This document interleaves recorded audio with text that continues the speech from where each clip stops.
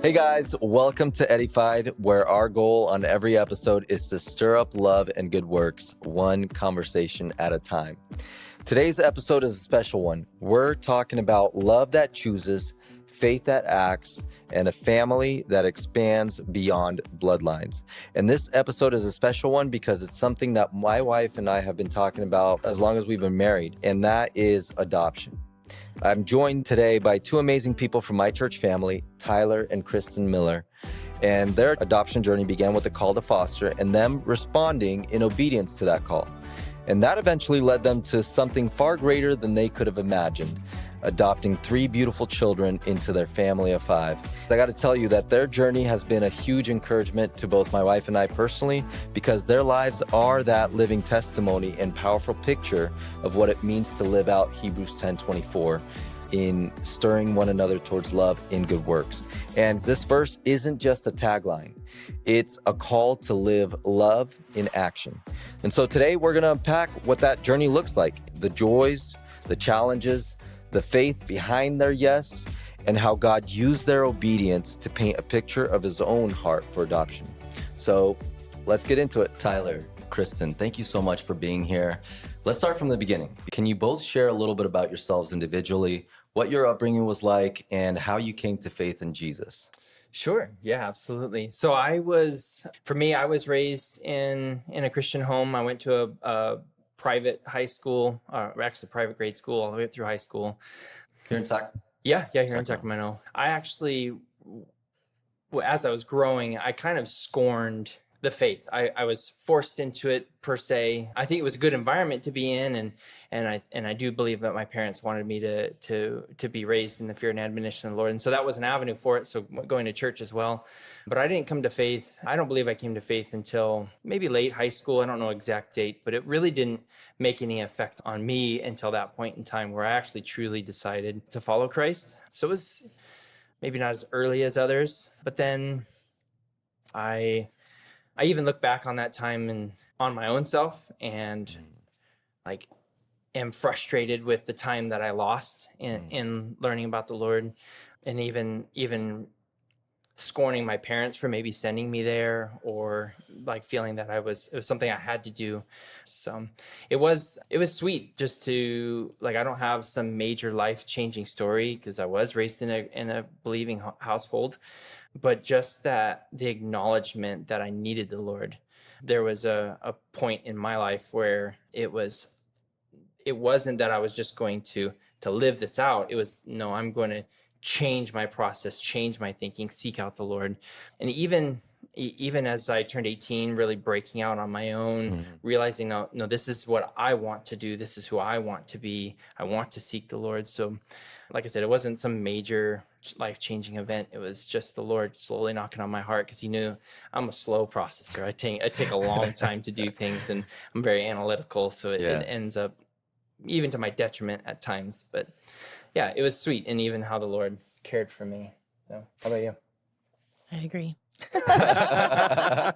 I'm slow. Yes, I am slow. yes. That's okay. I'd rather that than you be rash in decisions. But real quick though, would you say it was like, you said high school age was when you started, or the Lord started working on your heart and drawing you to him? Yeah, it was in high school. I mean, we would go to chapels all the time. I mean, we went to church on the weekends, but that was really our life was, we go to church on Sundays and then go throughout the life. Our school required us to go to chapel, and so it was easy to sit and scorn. Like, I really don't want to be here. I'd rather be out playing basketball or soccer or doing something like that. Yeah. My kids go to chapel every Monday. Yeah. So I wonder, is that what I should expect? I don't know. Maybe. Like, I think part of it too is like, if they want to be there, right? Yeah. There's some draw to it, and encouraging them to love, to be taught the word. So yeah, absolutely. Yeah, I 100% agree with you, because like, it's one thing, because I remember growing up where kids see hypocrisy, right? And that's one thing that I keep telling myself, like, man, I never want to be that Pharisee where I tell them one thing and do another, because that's a sure way for them to kind of be hardened against it, against faith. Yeah, you know? I think so. All right. Kristin, what about you? Okay, so growing up, I lived in Modesto. Okay. About an hour and a half south of here. And didn't grow up going to church. We had this babysitter that lived like in this little complex behind us. And she actually used to be my uncle's girlfriend, but she was going to this church in Modesto, and she kept pounding my parents to go to this church. And they're like, hey, come, she said, come to this church. He has a ponytail. He's really cool. He reads the Bible. I don't know why she thought the ponytail would sway them. No, in Modesto. No, Who had the the ponytail? babysitter. The pastor had a ponytail. Oh, okay. Yeah, in Modesto. I don't know why she thought that would sway them, but Yeah. it worked. It's Whatever cool. it took, it worked, right? It's cool. Yeah, Yeah. at the time it was. Yeah, it worked. And so we went, and I was in junior high, Okay. and I heard the gospel from the junior high pastor. They had like a youth ministry on a Sunday, and I heard the gospel, and I just knew like I needed that in my life. Wow. And it wasn't like I just immediately was in the word and all that, because it was just brand new and just getting an understanding of it. But I just knew I needed the Lord. And I grew up as the oldest of 4, and my parents were actually divorced when I was 3. My mom remarried when I was 11. And so I grew up basically with my mom and my stepdad for the most part, and went through a very huge, like, ugly duckling phase. And Don't we all though? right. Right?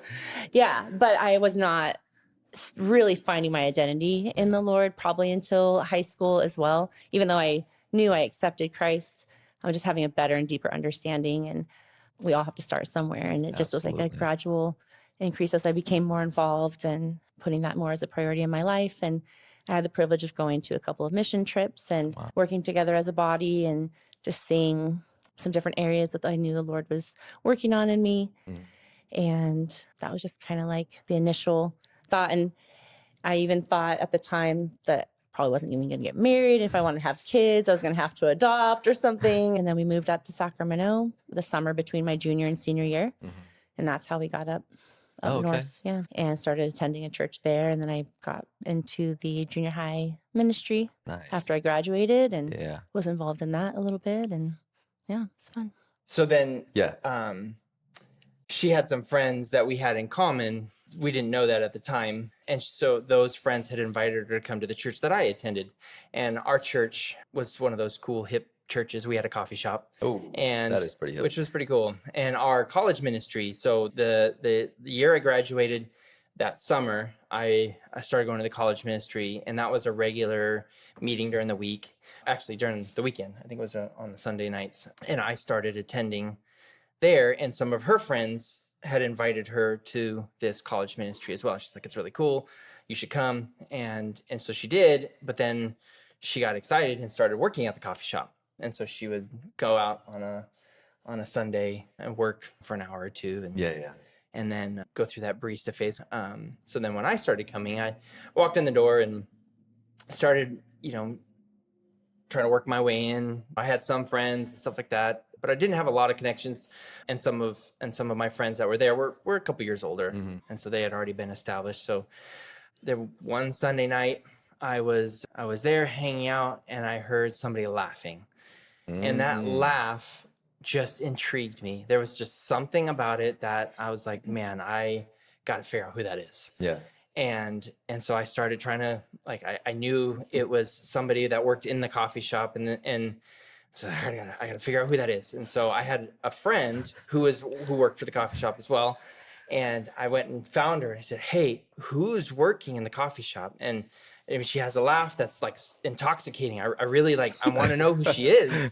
And she's like, man, I don't know who she is. Like, let me think about it. And I said, well, she worked this night. And she goes, oh, well, there's only a couple people, so let me go check the schedule. And she said, well, it was probably Kristen.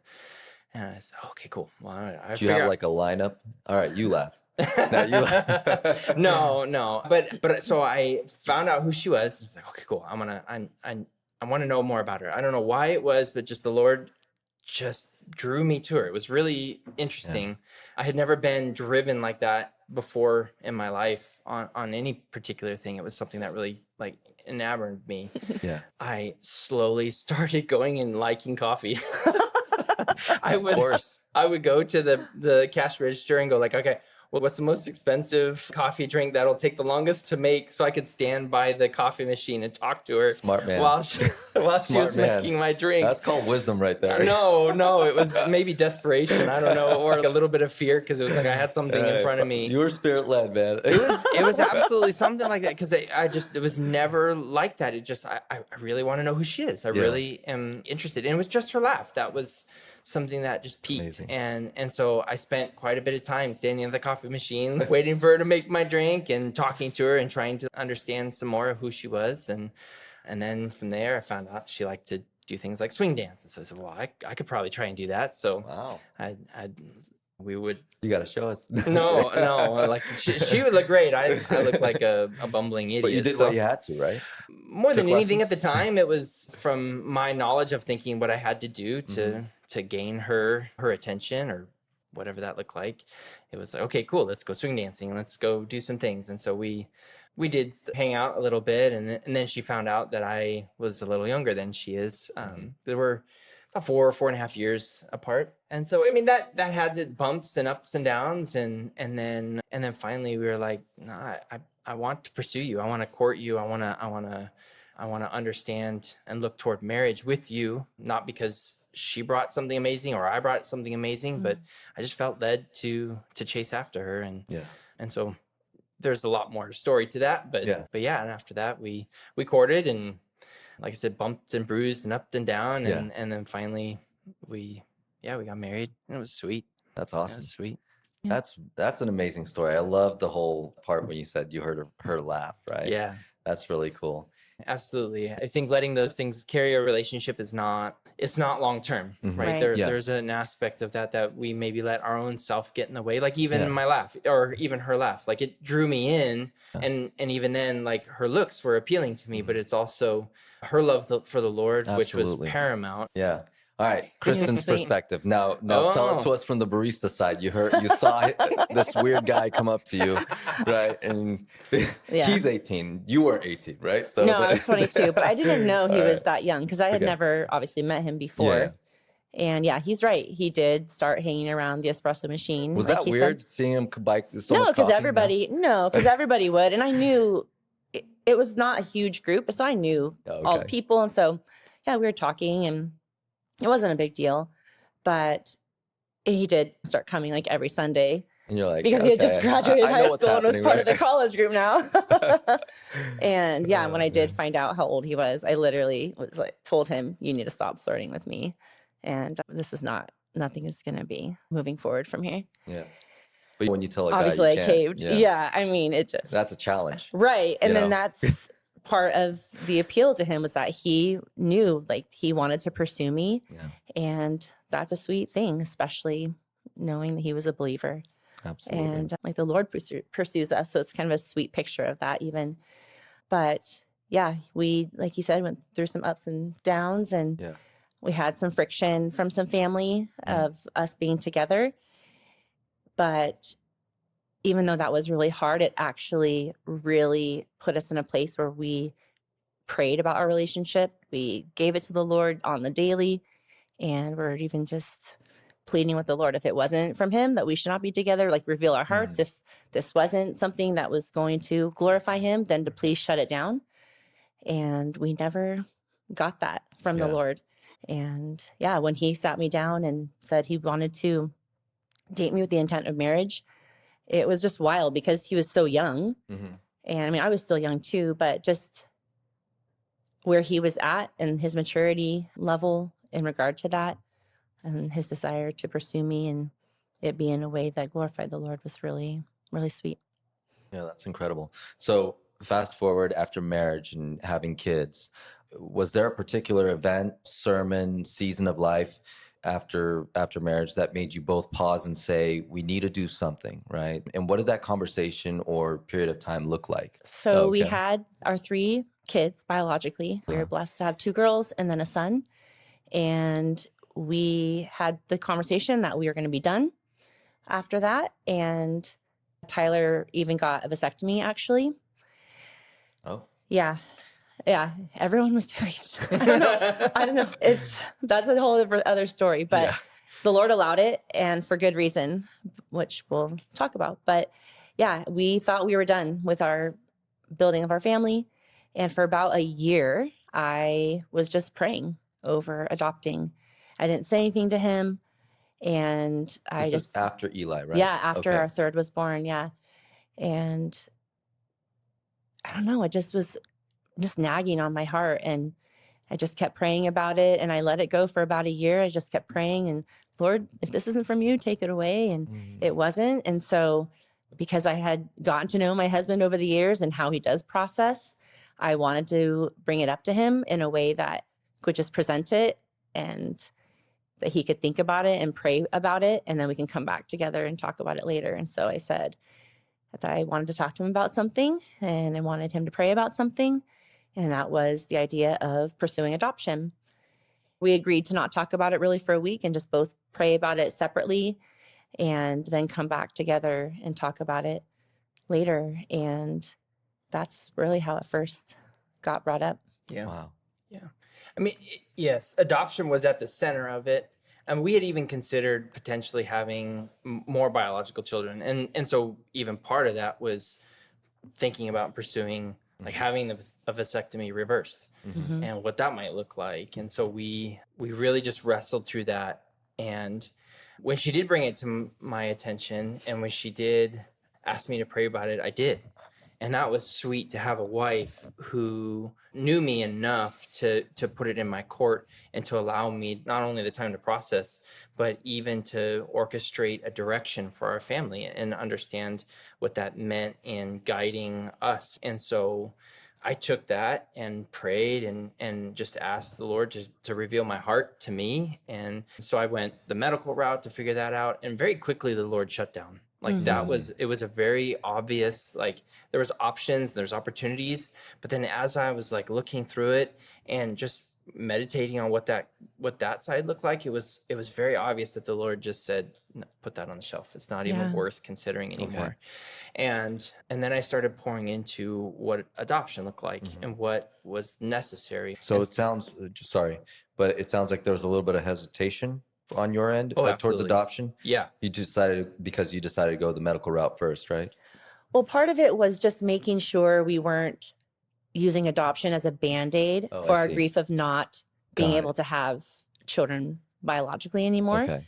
And that was a really sweet time that the Lord used to work through in us, because I don't think I actually grieved the vasectomy until way later. And so I had gotten some good counsel on, hey, pray through this and make sure you're not using adoption to cover that up, because there would be the possibility of like reversal. And then when he came alongside me and went through those steps to figure out what that would look like, and he said, okay, I called, this is where I could go, this is what it would look like, this is the cost, and all of those different things.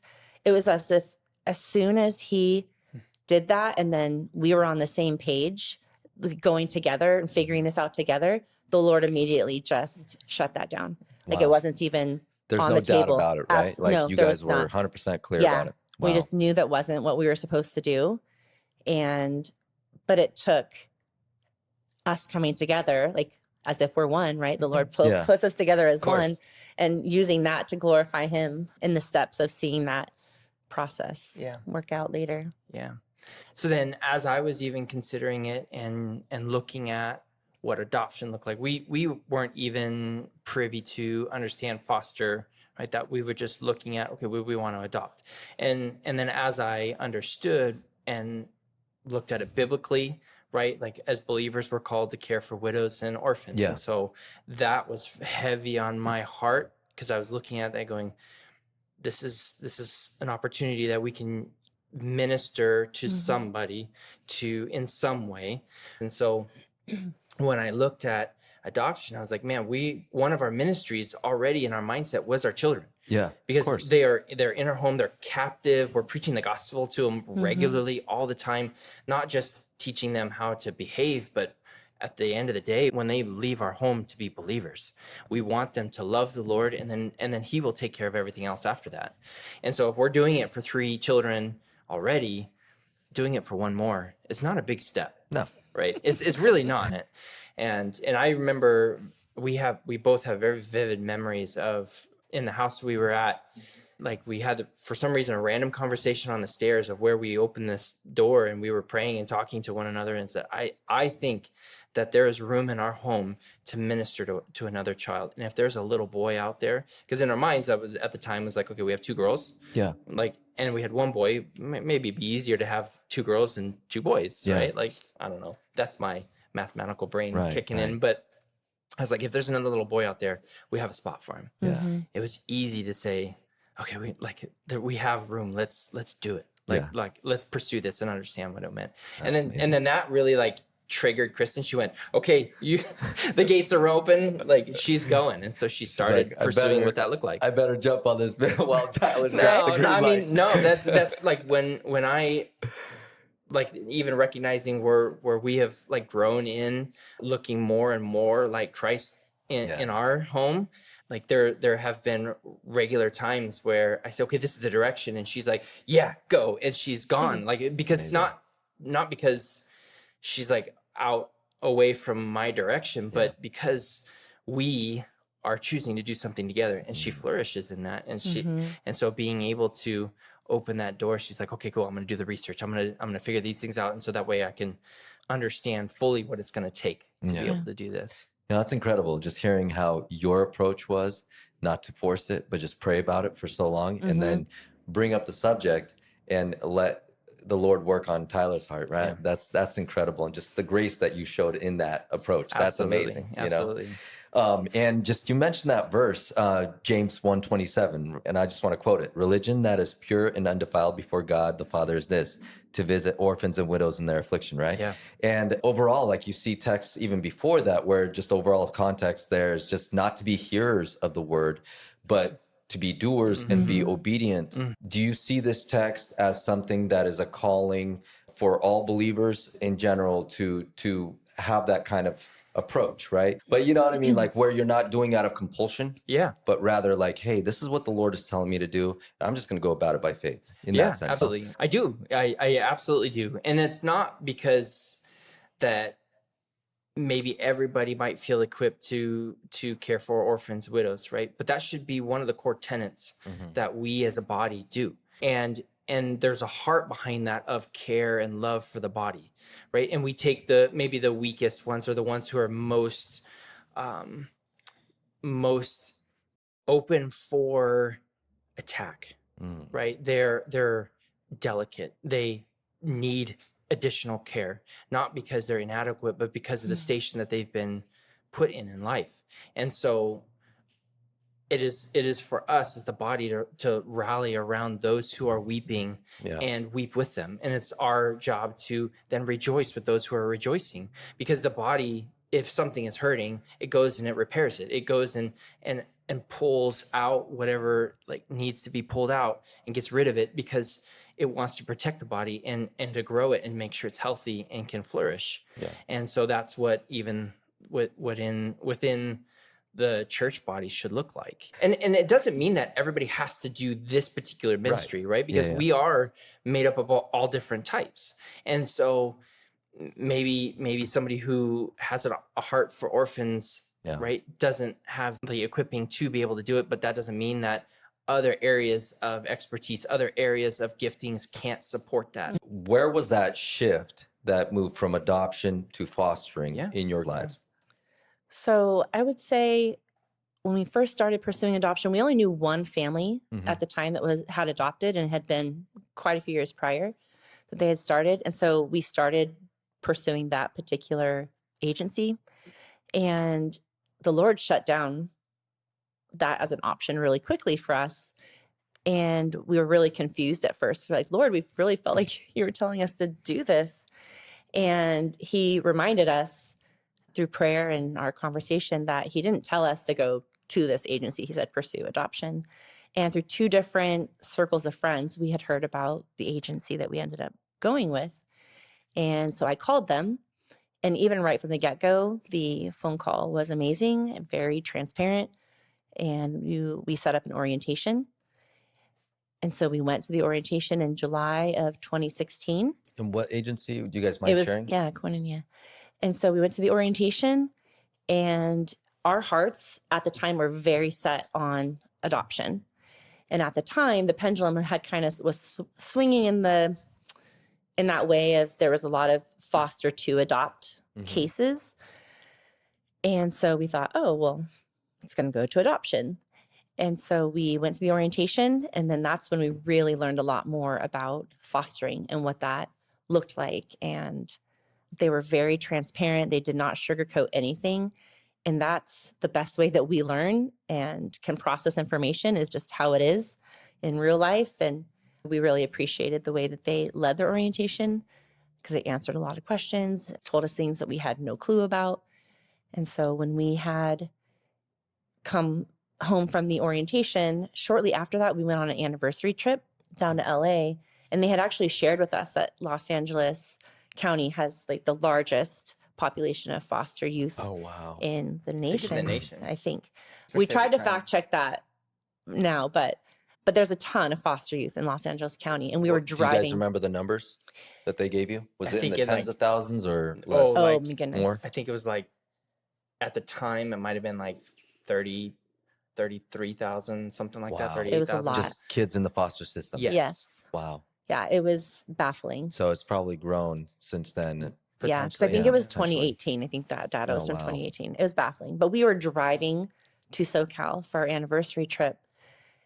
And as we were driving into Los Angeles County, we just were hit like, man, we're driving to this county where there's so much foster youth. Yeah.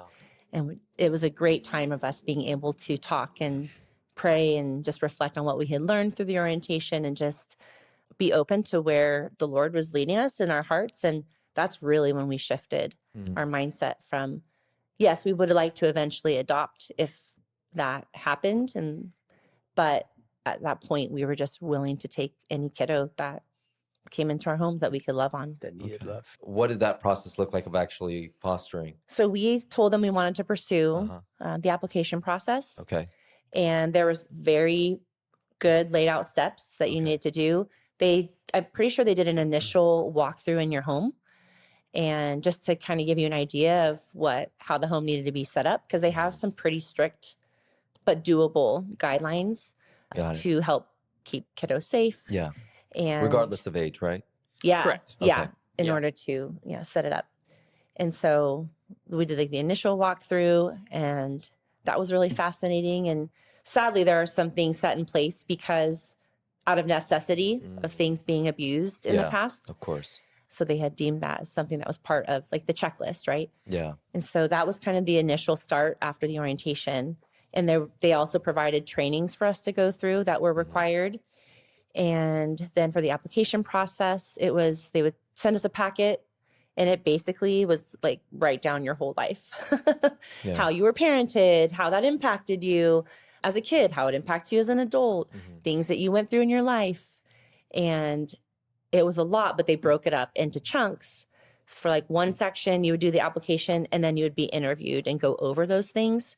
Yeah. And then they would let like a month, like just let it sit, because it was a lot. You're unpacking a lot of things in your life and rehashing all these things. And they just would let us, like, that's how they did it there. It was like, let it sit for a little bit, and then we would get the next packet, work through it, and then we'd have another interview. And did it we had feel to like get it was a fingerprinted. slow process in that sense?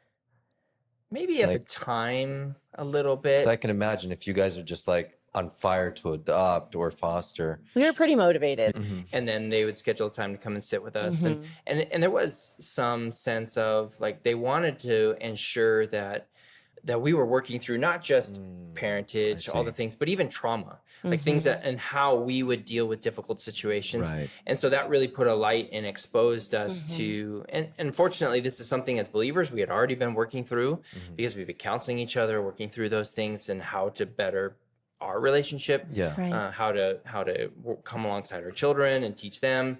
And so a lot of those things we had already worked out, but then now sitting down with almost a complete stranger, wanting to know all these things. But part of that is they're trying to do their due diligence to make sure that our motives were true, our desires to bring these kids in and care for them was not just self-motivated, but out of a way to be sturdy enough to handle the situation, right? Because you might get exposed to things that are difficult, and especially if you rely on things like drinking or smoking, Mhm. Yeah. or like those habits can draw people in, especially if they're going through a difficult situation and they're having wards of the state put in your home, and now they're being exposed to somebody that's dealing with difficult situation. They Right. might like lead to anger, or they Of might course. start drinking just because they're dealing with a difficult Mhm. situation. So they're really trying to make sure that that is not going to be what you lean on. Mhm. And Right. especially for us, that was something that we didn't want to be a part of our lives anyways, right? Yeah. When we had go through something difficult, we would chase after the Lord. Mhm. Yeah. And so that would aid us in being able to handle the difficult situations that might arise. Mhm. Yeah. And I get, where Koinonia or agencies like this are coming from, in the sense, because like my wife and I, we just hear crazy stories, right? But just even just statistics of how many Mhm. kids are in the foster system, and they just circulate, right? Right. Where, Yeah. they go from home to home to home because the homes are not healthy or good for them, Right. right? And where things like what you said, where people rely on bad habits to Right. escape that, Yeah. and they're trying to abuse the system Right. for whatever reason, So Right. Well, and part of yeah. that mentality too is that like it's not the kid's fault that they're in the Exactly. situation they're in. Yeah. Right. And so the desire is to put them in a place where they can flourish, because they've been dealt a bad card, Yeah. dealt Yeah. a bad hand. Yeah. And so unfortunately the Lord has allowed that, and so it is then our ability to come alongside and put them in a place where they can be loved and cared for. And so it is a sweet opportunity that maybe it is hard, but as fully functioning adults, we can provide a home or a place for them to land, even if it's for a short time, Yeah. where they can feel love that maybe they've never felt before. Yeah. It was never something they did. It was never anything because of consequences of their own actions. Most often it is because of, unfortunately, the parents Yeah. that they were born to, or the conditions that they're in, Mhm. and they're just trying to make it. Did we chat about where that shift went from adoption to fostering? Where was it? Was it because of what you guys were exposed to in Koinonia, and what information they gave you on the need from fostering? Yeah. That, and just the realization of not trying to use us as like a way of just building our family. I see. And because initially Got it kind of started that way, like, oh, we would like another child. We Yeah. want to, pursue it through adoption. Yeah, you mentioned that. Yeah. But then shifting our heart to be more like, hopefully like the Lord's, and just loving whoever for however long. Mhm. Wow. And that, I don't know, for me, it just kind of blows my mind that you guys have so much love, like, because you're opening yourself up to a lot of hurt. Yeah. I don't know, like, I'm talking to my wife, I'm like, I can't imagine taking, and I'm about to, I'm about to tear up here, I might need some tissues. But I just can't imagine, taking a baby and somebody that you are almost like you're pouring into, and you're giving them your love, and for them to be taken away. Yeah. Like that, that's incredible. Yeah. But God doesn't tell us to share the gospel with those Yeah. that we're close with. He says to share with anybody Yeah. and Yeah. everybody, and to go out and seek the lost. Yeah. And so you might pour into somebody that you run into at the drive-thru or the grocery store, but they're still valuable, and there's still enough to try and snatch from the gates of hell. Yeah. Right. Because like they have value. They've been created in the Lord's image, just because they, might have come from a different area or been dealt in a bad Right. hand. Like it's still for us to do what we can. And that is difficult to live with an open hand. Yeah. And being able to say, I'm going to love and care for somebody, and then give them away, that means you did your job, Yeah. because they need that. Yeah. You have no idea what healthy love looks like until you've experienced it. Right. And we don't, because we even look at the gospel and people and understand that love means I'm going to die to myself, Yeah. because you didn't give me anything. Yeah. It's not about that. That's a transactional mentality. Love Right. means you bring nothing to the table, but I'll bring everything. Yeah. And that means I will carry the brunt and the weight of all of that, because it's going to better you. And the hope is that even if it's for a short period of time, you have no idea what impact that the Lord can do and use that for I mean, our hope is we had a young boy that stayed with us, and then and it was not for very long. Well, Like 6 months. yeah, like 6 months. But when we sent him back, he was singing worship songs. Oh, that's And incredible. he was like, and we had no idea where it would go. We were like, Lord, and as we were letting him go, like, Lord, please go with him. Yeah. Mhm. May you work through just the 6 months that we had Yeah. with him, and hopefully at some level, like, he will be softened to the gospel, that he will Yeah. understand, and that maybe going back to his mama, that he would be able to say, man, I love church. I Yeah. want to go back to church. Can you please take me to church? Mhm. And we have no idea, Yeah. but we get to be a small part, and hopefully one day in heaven, we'll see him. Yeah. And we'll get to rejoice. Yeah. I think there was a while when you guys invited my wife and I to one of those orientations with Koinonia. I recall having a chat with you, and I think I remember we were talking about just like the struggle of like that process of you taking in a child, and you know, for whatever reason, they were taken back, Yeah. right, by the fostering system, whether and in some cases they're returned back to the parent, right? Yeah. And I think what really hit home for me is that, like you mentioned, just how this whole process is meant to reconcile Mhm. Yes. the parents with the children, Yeah. as much as it hurts you because Yeah. you've built this attachment with the child, right? Or Mhm. you've poured so much love into them. Like that for me, it was just like, wow, that's a really godly perspective to have, because it's not selfish, Yeah. it's selfless, Mhm. you know? Right. Well, and even having that perspective of giving a kid back, that's not even an accurate statement, because they No, weren't yeah. ours from the Yeah, beginning. so true. And the fact that we've been able to be part of reunification with parents or birth grandparents is actually such a huge privilege. Yeah.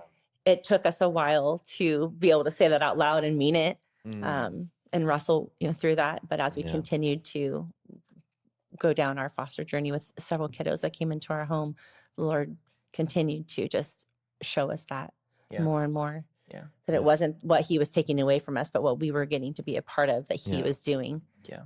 That's And incredible. hopefully that time that was allowed for them to be with us gave mom, parents, grandparents, whoever they were being reunited with, give them an opportunity to say, okay, I've done what I need to do. Right. I've taken classes, or I've gotten help, or a new job, or whatever the case may be, that got them to a place where, like, that they would now be able to value and take care of their child Mhm. to the best that they could. Yeah.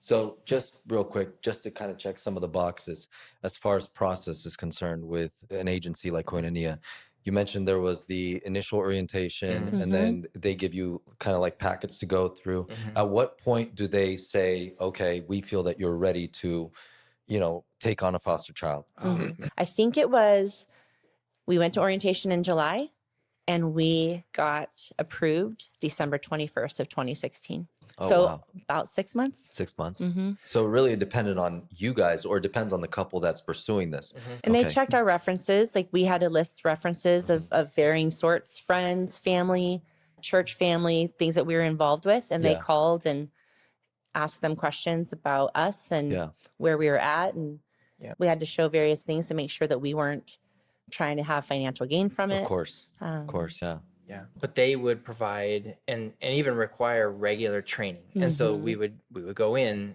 It's like every other month for Yeah, training. it was regular, and they would like make it like a date night kind of. It's like no kids, right? Yeah. But it was intense because they would teach you on topics. They would put you in opportunities to even step out of your own mentality and think in regard of what the children were needing and going through, so that way you could be equipped to commiserate and understand, even to the littlest extent that you can understand what the circumstances are that these kids could come from. Right. Right. The other Yeah. thing that they also did, because we already had children in the home, they also did do an interview with our kids and ask them certain questions. Without you there. Yeah. Oh, wow. Yeah. And part of it is, I think they just maybe don't want us influencing them or stepping in Their an answer answers, for them or So- coaching them. Yeah, right? exactly. Right. Yeah, of course. Hey, here's what you have to say. We Yeah. eat vegetables with every meal, right? We eat 3 square meals a day, sir. Yeah. So thank you so much for walking us through that. These next couple, I kind of want to combine them. What were some of the expectations that you had of the overall process? Mhm. And what were the things about fostering that either exceeded those expectations or, did the opposite? I think for me, my expectations, I really didn't have any Okay. in the beginning. That's the And best way to, I just to because go. like I didn't know, Yeah. right? I was like, you're running us through the ringer on our entire lives. We have to like drag everything out. Yeah. And so going into it is like, okay, I hope we're even cleared to, we're not deemed unfit as, to be able to take kids on. So I think that was a little bit of a weight that I had on my own self, is making sure, and being maybe self-conscious on if we could even be deemed adequate. You start thinking through like, I don't parent well, I don't do Yeah. these things well. Do I make enough money? Do I spend enough time? All these things, like it, and then you can start to beat yourself up over. And then I think maybe even just realizing how much of a roller coaster it could be. Right. Like just the ups and downs of what, like the joys and then the sorrows and then the next day joys and like elation and then okay, wait, maybe not. And so there's a lot of maybe whiplash. So you were realistic coming into that is a potential, right? Yeah, Like the I roller think coasters and of what may come. maybe I think one of the things is like you don't know until you do it, Oh, I see. right? And maybe that's just more of how I operate. Like I said, as much as you can try to think and analyze and get round and round in circles, like you don't know until you actually are in it and doing it. Just Yeah. like even marriage, as much as you can prep ahead of time, like that's all good, but realistically until you actually do it, like, all that prep only adds to it, but it doesn't It's really, just knowledge. it's just it is just knowledge until you're actually doing it. And Koinonia was actually really great in that too. If we had thoughts or questions about things, we could run it by them and they would tell us how things would work or what could potentially happen. And so that was really helpful and alleviated, I think, a lot of stress on our part because they were For sure. advocating for us as well, which was really sweet to know that we kind of had them in our court as we were going through this process.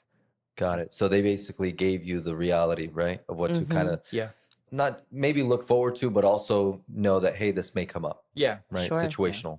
Well, and the more and more that you like process and just even hang on to those things, it's always easy to talk yourself out of something. Yeah. And you touch upon something, right? Like the fear and doubt that oftentimes plague us for various reasons, whatever we pursue. Yeah. Right. And I want to touch on, a little on that.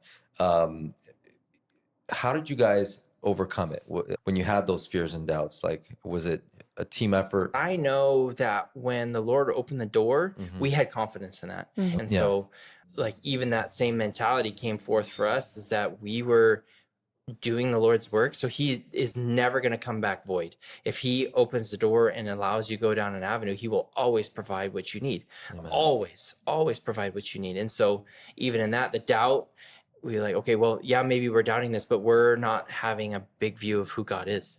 Like he can do whatever he wants. He doesn't need us. We're just tools to be able to work out his glory.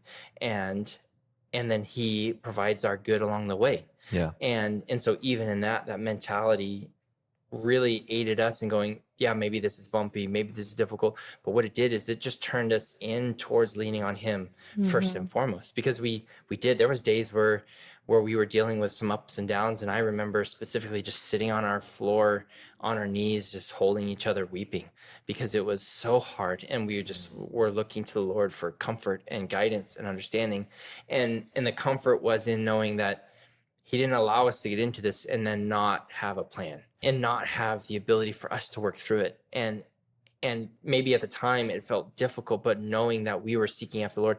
And so even in this process drew us so much closer together as a relationship between the two of us, and so much closer to the Lord.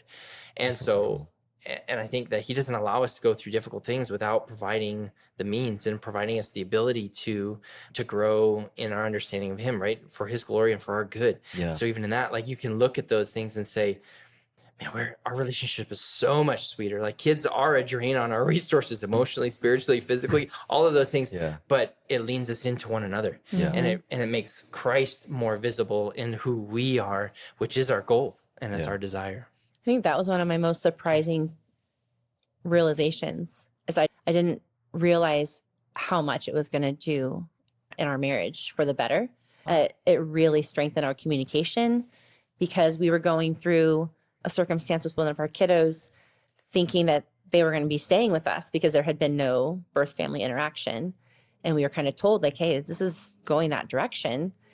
But then all of a sudden it flipped like overnight. And then there was several members of the family pursuing placement of this little guy. And we had a very different mindset on how we were handling it. Mm-hmm. And I remember vividly like being in this place where he said what he was thinking and I said what I was thinking, and they just didn't match up. But he was leaning into the Lord so much more and trusting into the Lord. And he's like, hey, the Lord's allowed us to go through this, and he's going to walk us through it graciously, just like he always does. And it really helped me put my gaze back on him. And one of the scriptures that really resonated with me, and I remember like sitting in my van during one of our visits, because you get birth family visits when you are placed with a kiddo. And with our agency, we're responsible for driving them to the place that the visit will take place. This is during fostering? During fostering, okay. Yeah. So birth family had so many visits, like a visit or two per week that we were responsible for. And different agencies in the county orchestrate that differently. But I remember sitting in the car, and it was during that transition of where our minds were going from, hey, I think we're going to end up adopting this little guy, to actually we may be packing his stuff like at the end of the day. Oh, yeah. And I think I was listening to like an Ask Pastor John or something like that. And the passage came up about the Lord gives not the spirit of fear, but of power, love, and self-control. And just leaning into that this was a ministry, and we were being obedient and faithful and loving this little guy, and just relying on the Lord and trusting him and how he allowed it to play out however he did. And during this time, so you guys started your foster journey, you said end of 2016, right? How did the church community or friends support you? Let's say beginning of your foster journey or throughout your foster journey. So in that time frame, we were actually part of another church body, and that body actually had quite a few members that had adopted. And so we felt like the Lord opened the door for us, and we're in this environment. Like, this is cool. Like, this is something that we were hoping would support us. Yeah. And unfortunately, as we were going through that, and then as we got approved, realizing, and then even taking our first placement, we were very alone at that church body. We were like, you would think that other people who had adopted or had gone through the foster system would be able to be equipped to then come alongside us, but we felt very dark, even in that first time, because of the ups and downs initially. Like, no matter how equipped we were like even looking and hoping the body would come around. It just didn't. And it even at the time solidified for us, like, I don't know if this is the body for us. And so it just the Lord made it more and more apparent that we were going to move over. And so when we had brought our first foster placement home, it was, like I said, it was difficult. It was rough on us. There's a lot of emotion. There was a lot of things to deal with that we were all brand new to. And then it was really sweet because when we in that transition period, we had sat down and went to one of our community groups, and then Kristen had an exposure with one of our now members of the body. You want to tell that story? When I first started going? Yeah. Sure. Yeah. Okay. So we had literally just gotten approved, and we had been going to training. So we had met people, and we would keep hearing from even our social worker and the director, you're probably going to get a call right away. So we had gone to a community group before we were part of CBC, and we were brand new in this group. We knew one couple, and that was it. And they made us go around, introduce ourselves and whatnot. And I had to make an apology for keeping my phone on me. And so we shared, we just got approved to be foster parents, and we were told that at any moment, like, we could get a phone call. Yeah. And so please forgive me ahead of time. If I'm paying attention to my phone, it's not because I'm distracted or not interested in what we're doing, but this is just like, we're like just waiting for the phone call essentially. And it was so cute because a brother that was there, who was super young at the time, he's still young now, but he was like a late teenager. And he saw my phone light up. He's like, your phone's ringing. And we didn't even know him. We didn't know this guy. And to see how elated he was about it for us in this journey that we were just starting.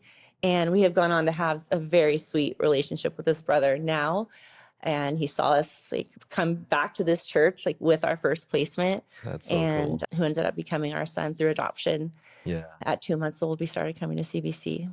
Our son was 2 months old when we started coming.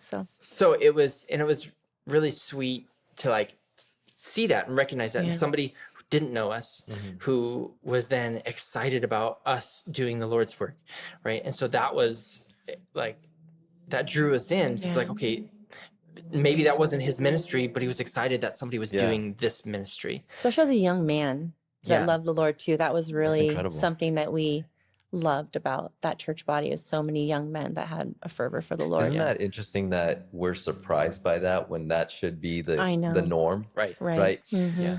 Yeah. It is. I agree 100%. And as we were working through that, that was that transition period where we felt that like appeal because others were excited about our ministry. It's like, okay, well, we're already looking at making the transition from one body to another, and that's already difficult. And so when he was placed with us, he was, I don't even remember, you would remember how heavy he was. Like 5 pounds something. I mean, so close to 6 pounds. We thought that was little at the time, or I did, maybe, I don't know.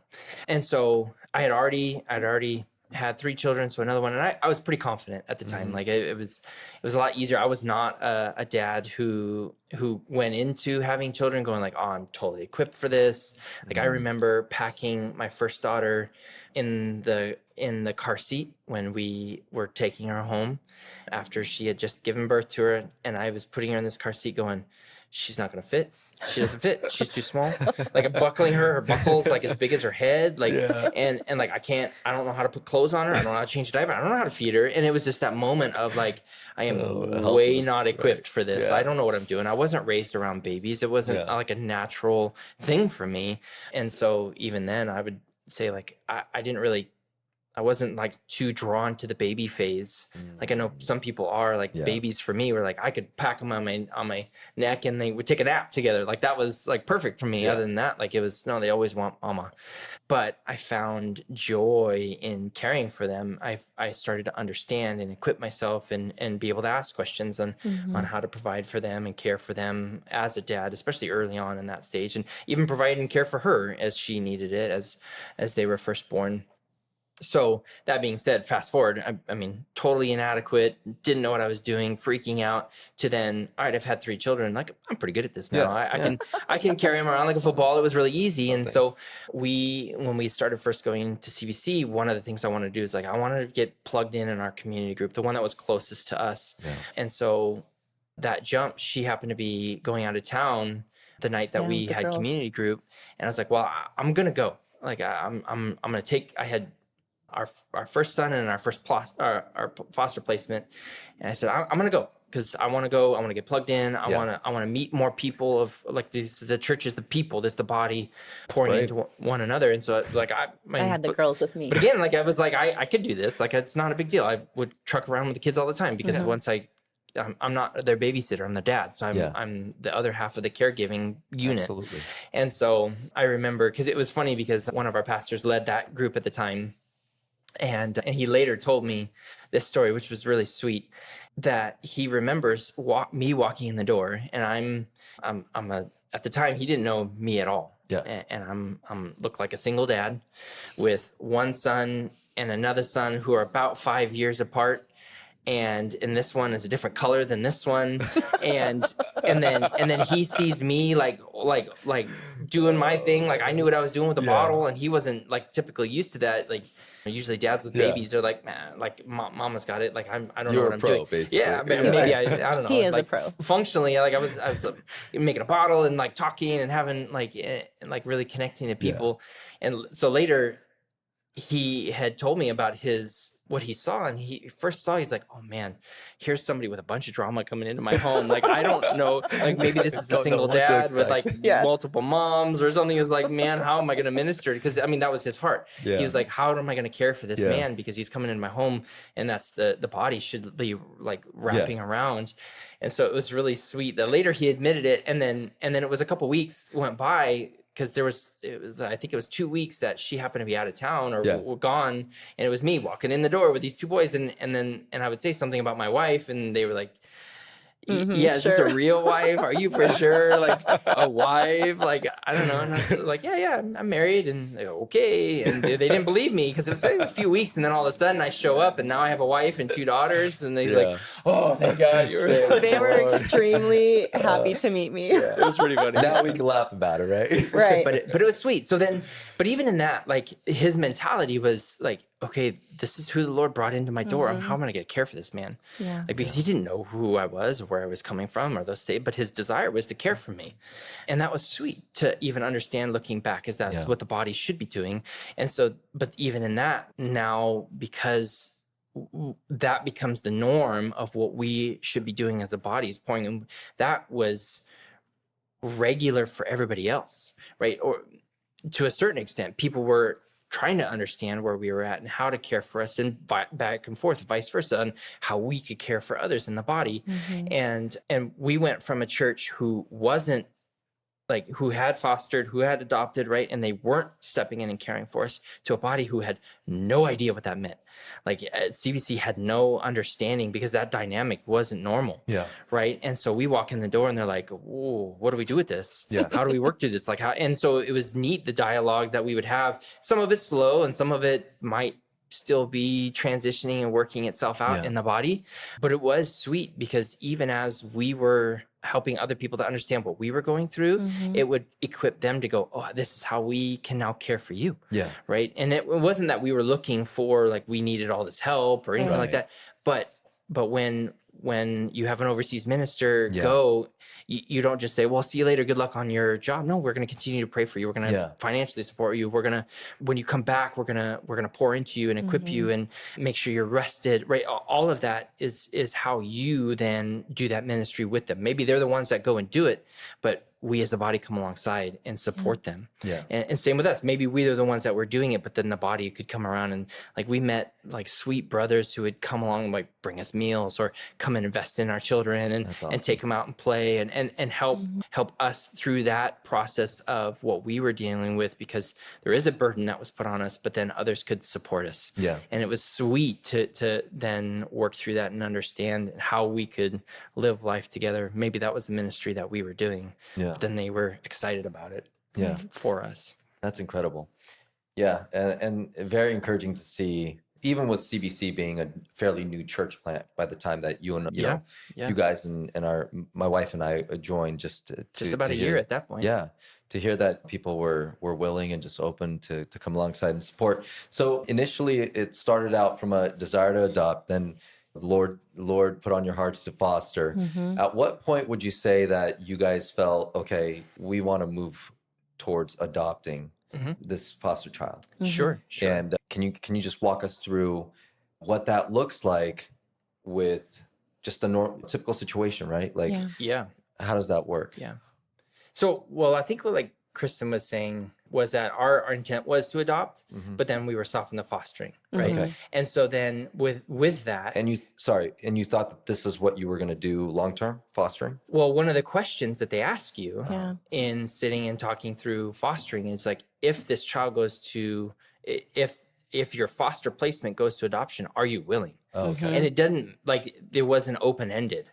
Like that was a requirement before you even took a placement. Just, are you willing? Are you willing? Okay. And so, and then again, after you even have placement, like if this kiddo, because you have a representative from the attorney's office that comes by, you have social workers coming by, you have nurses coming by. There's various people that do pop in. Yeah. Okay. But they flat out ask you, are you willing to adopt? Right. And so it was interesting how the Lord had changed our processing on that, because we did go into it for adoption. Yeah. Like we knew we wanted to have a placement. But then even our very first placement wasn't what we anticipated, right? Because we were thinking, okay, they're going to give us a kid that they already had an idea would probably go to adoption, and then we were going to be able to adopt them, right?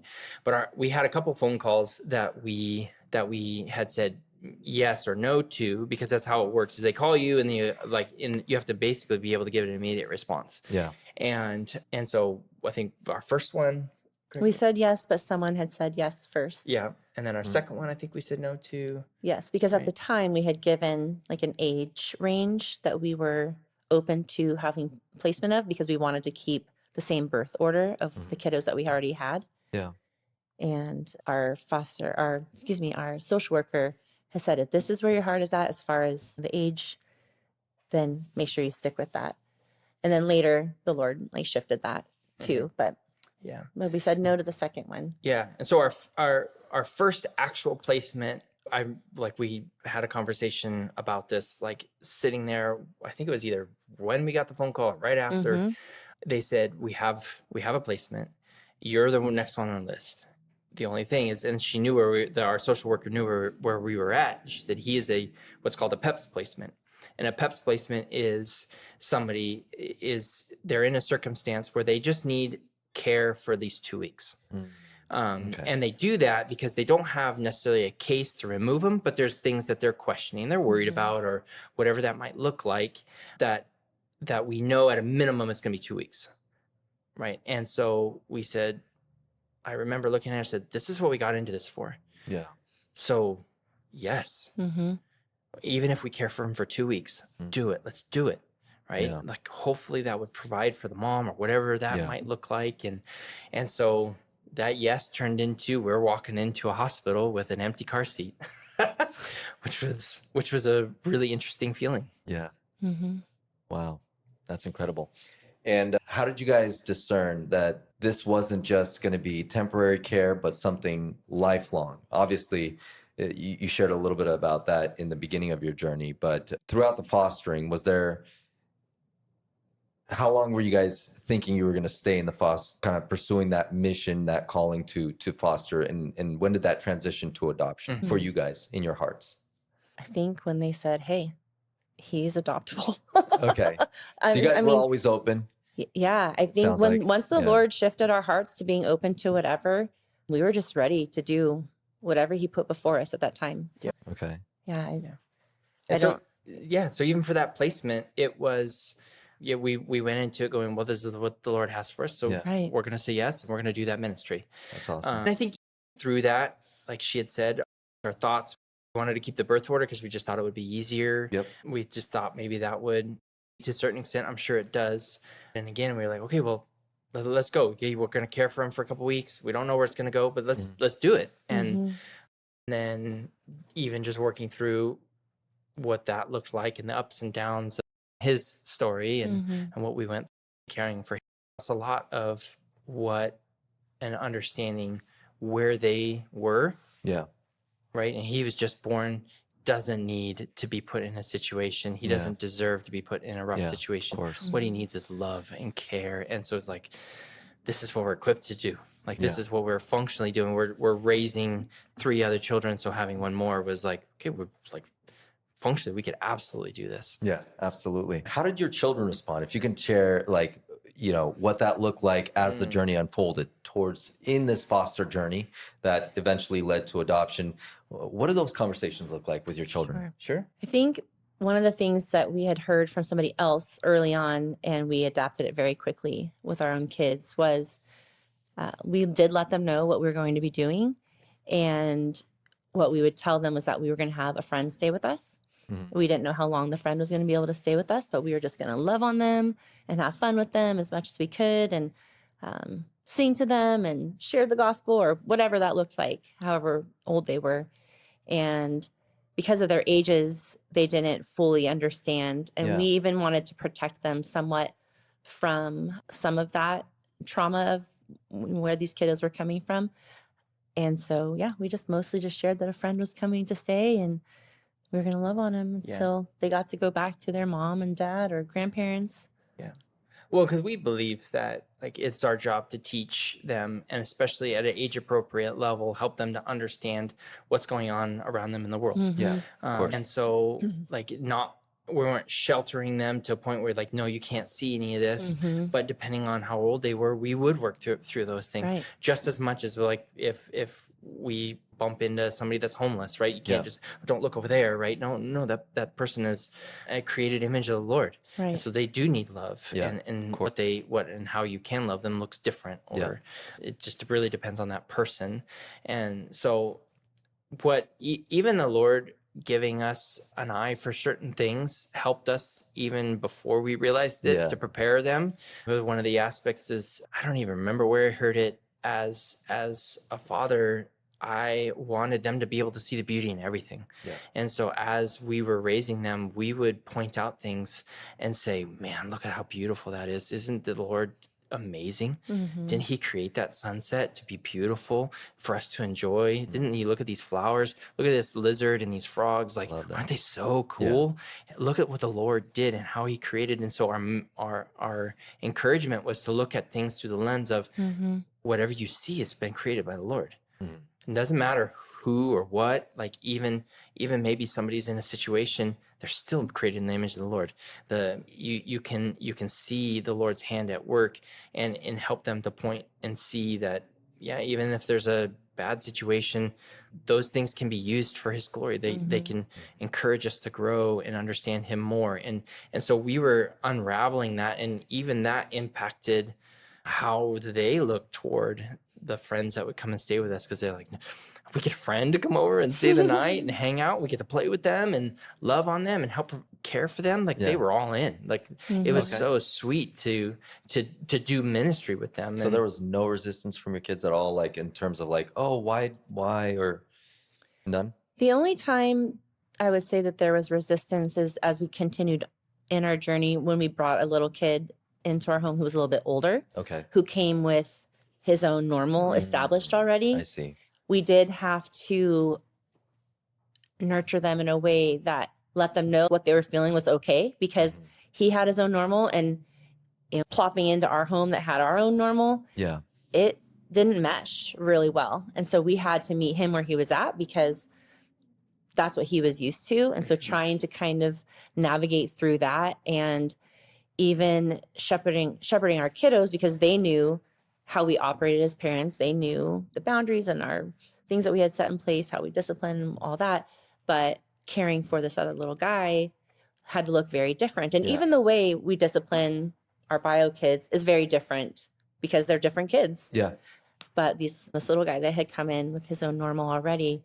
So he was a little more rough with our other son and things like that. And so that was hard for them to process. And so just navigating that with them, and even letting them have the space to be flustered by it and know that it was okay. But it was a matter of like, okay, now what are we going to do with that moving forward? That was really the only kickback. Gave us good opportunities to shepherd their heart, to work through that, because those exposures weren't just going to be limited to them in this one particular environment, right? As adults, we go through those situations all the time, where like you do have to deal with other people, right? And that sounds bad, but realistically, we have to understand that people are going to do things that make you frustrated. And so how do you work through that? Is your immediate thought, I'm going to pray for them, or is it, I'm going to react and I'm going to lash back? And so it was good for us to build them up, to equip them, and to help them to understand. And that, like, having nuggies every night for dinner, because that was normal for him, like we had to even work through that, because they would look at that and go, I want chicken nuggets. Yeah, I want chicken nuggets too. And like, and even how we would equip be able to love on people regardless of who they are, because that's what we're called to do. It's amazing. You guys have angel children. No, no, we don't. Not at all. No, they're very sweet. But do you ever notice, like, because an example that comes to mind is like, you got a pie. When you got more pieces of the pie, the slices get smaller, right? And you as parents, you as kids, they look at things kind of more simplistically, right? Like, oh, I don't get as much time with mom or dad. Or did you ever see them vying for your affection, your attention, your love when you introduced more kids, right? Initially started with 1, 2, 3. I'll say, especially as our oldest got older, because we started in 2016 and we took our last placement in July of 2022. So she was significantly older by then. And so as we would take a foster placement, we would actually ask the kids how they felt about it, because that was another surprising factor from like even the previous question before, is we didn't realize how much it would impact our kids until we started doing it. Because at first we thought, okay, this is something that Tyler and I are doing, and yes, we have these kids, but it absolutely impacted them. And so as we would take another placement, we would say, hey, what do you guys think about this? How would you guys feel about opening back up for having another foster placement with us? and we would let them voice their opinion. And we've always laid the foundation with them of, you can come to us as long as it's respectful. And because we wanted them to feel like they had a free space to talk with us, Yeah. even if it was something uncomfortable, and then sometimes it would look like, Mom, Dad, I'm not trying to be rude, and then they would ask their question as they were just getting older and figuring out how they were processing things. But then even with our oldest, when we had adopted another little boy, we found out the birth mom was pregnant again. Oh. And so we pulled our oldest daughter aside. She's a believer. Mhm. And we were like, well, let's go to the source. Like, she lives with us. She sees our sin. She's called us out on our sin. We have asked for forgiveness countless times in various ways. Let's ask her what she thinks. And so we did. We said, hey, we found this situation out. Because we have the brother, we will absolutely get a phone call. They will present the opportunity for us to take placement of this other baby. I wanted to see what you thought. Like, how are we doing? Are you feeling like that pie slice is too thin of Mom and Dad? And she said she would be mad if we did not take placement of this kiddo. And one thing that Tyler and I have been really intentional about, and it has not ever been perfect, but we have always tried to spend separate time with our kids, even if that looks like going to the grocery store. Every grocery store has a Starbucks or something right now. You can turn anything into a date where there's quality time. Mhm. And so we do work really hard at making sure that there are those times available for each of those kids, and even showing interest in the things that they're interested in and peeling away however we can sometimes. And so it was sweet when she did say that, because we were like, well, you're the one who lives with us. And she was a late teen at that time. And so that's how we kind of pursued forward with that. Yeah. I agree with everything she just said. A lot of our goal is to raise them to be adults. And so, especially if they're professing believers, they're our brother and sisters first. And so having the ability to have that input, go back and forth, really, we think that's equipping them for life. Yeah. And so that's a part of what we wanted to do, what we encouraged in them. And so even dealing with disappointments, right? Not just saying, don't be disappointed, right? But okay, tell me that. And then let's sit and work through it. And part of that is even understanding as a shepherd what each one of them needs. Right. And so that was constant dialogue as well, right? Because we learned that early on, that our oldest daughter, our second daughter, like that hit me upside the head, like right away. I was like, oh, they're not the same. I have to care for them differently. Right. And so then knowing that was like, okay, thank you, Lord, for showing that to me right away. Now I can curate how we discipline, how we encourage, how we love each one, because it's different. And so that was the point where we were being equipped for caring for multitude of different little boys that needed that love and care. And so as we were doing that, it was sweet to understand what they needed, and then we could allocate the time. And it didn't always mean like she said, dates, right? There were some days where, my oldest son and I, like, we're working alongside one another, because a lot of guys, we do better at working alongside one another. And so I could have intentional conversations while we're doing chores and working through how to love and provide and care for people, but also emotionally connect with him. And then even with one of our daughters, when we were working through something, just knowing that, okay, we just sit her on our lap and just look at her and talk to her in her eyes, and she would just open up. And that's what it took to help to understand who she was. And that was sweet. The Lord opened our eyes to that right away. And so we could be intentional on how to care for and provide what each one needed. And then it became, we bring in a new placement. Okay, like, this is not a puzzle, but this is an opportunity for us to understand and open up the layers of who they were, to be able to love them. Because again, it's not just like I get something, an emotional connection out of you. Love is, I'm going to provide all that you need. I'm going to care for you, not just physically, but also emotionally and spiritually. I'm going to come alongside, and because especially as a baby, they don't offer anything to you. There's nothing. It's taken from you. So it's so true. It's like, as you are an engaged parent and intentional, you know how to serve each child.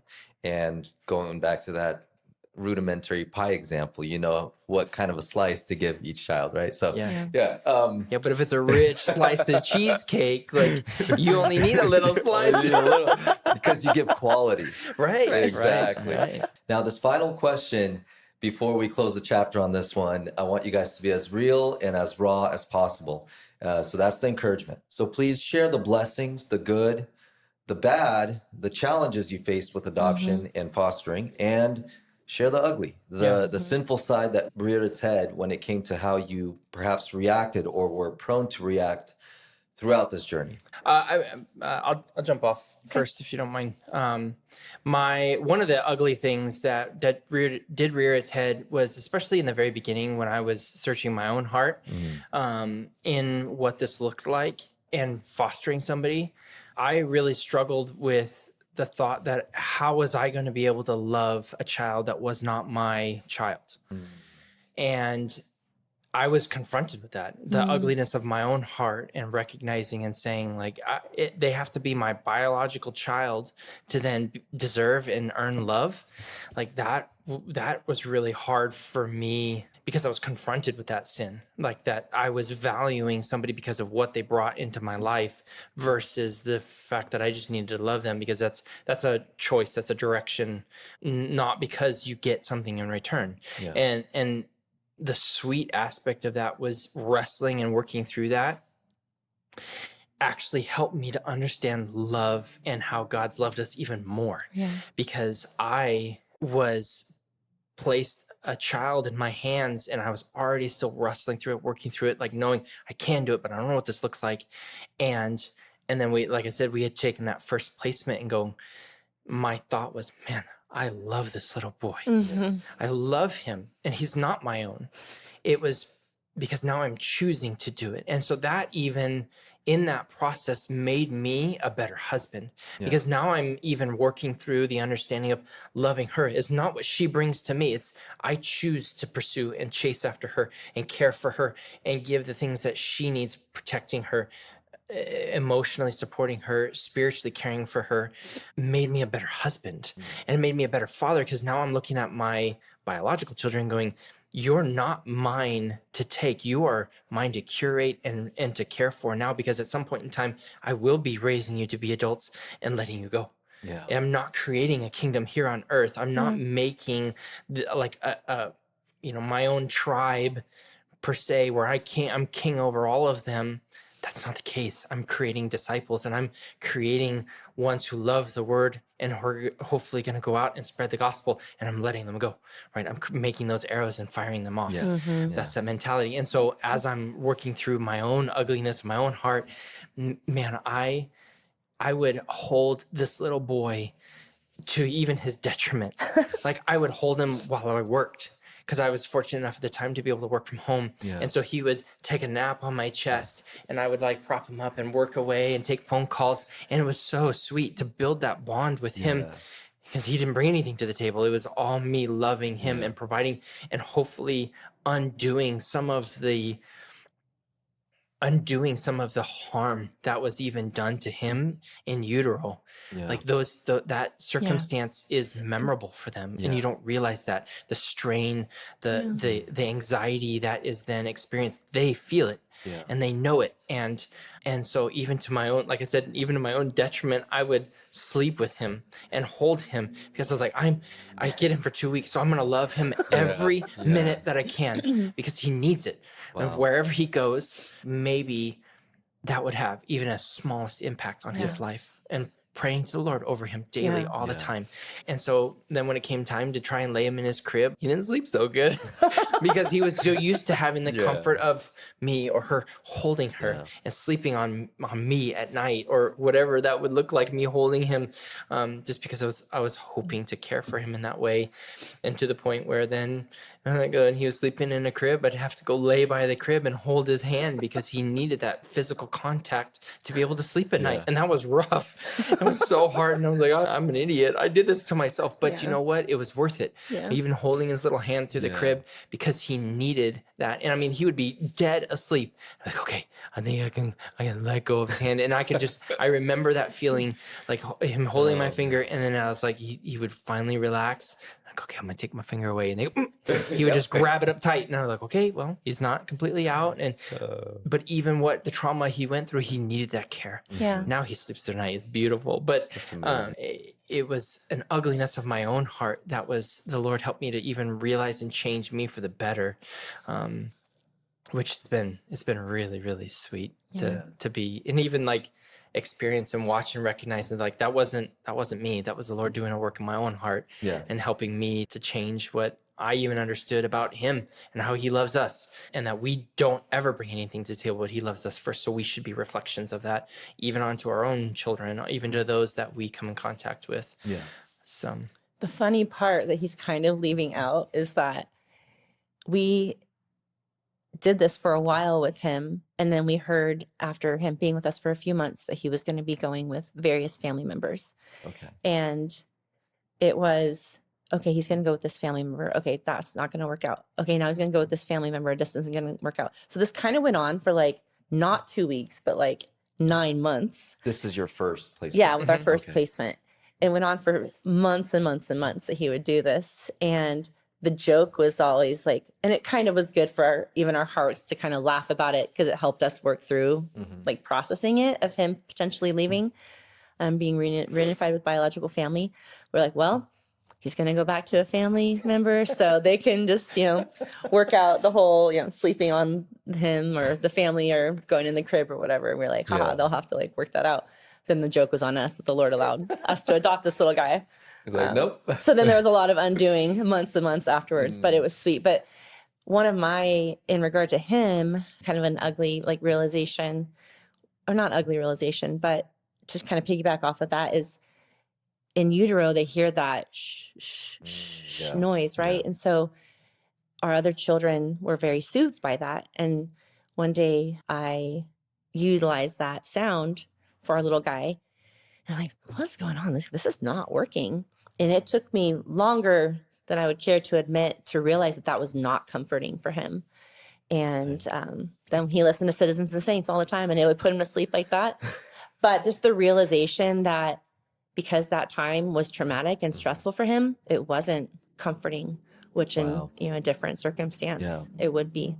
But that was just kind of in regard to him. But an ugly situation that was really hard and the Lord did turn sweet was our second placement. We had less than 24 hours. I had picked him up 9:00 at night from children's receiving home.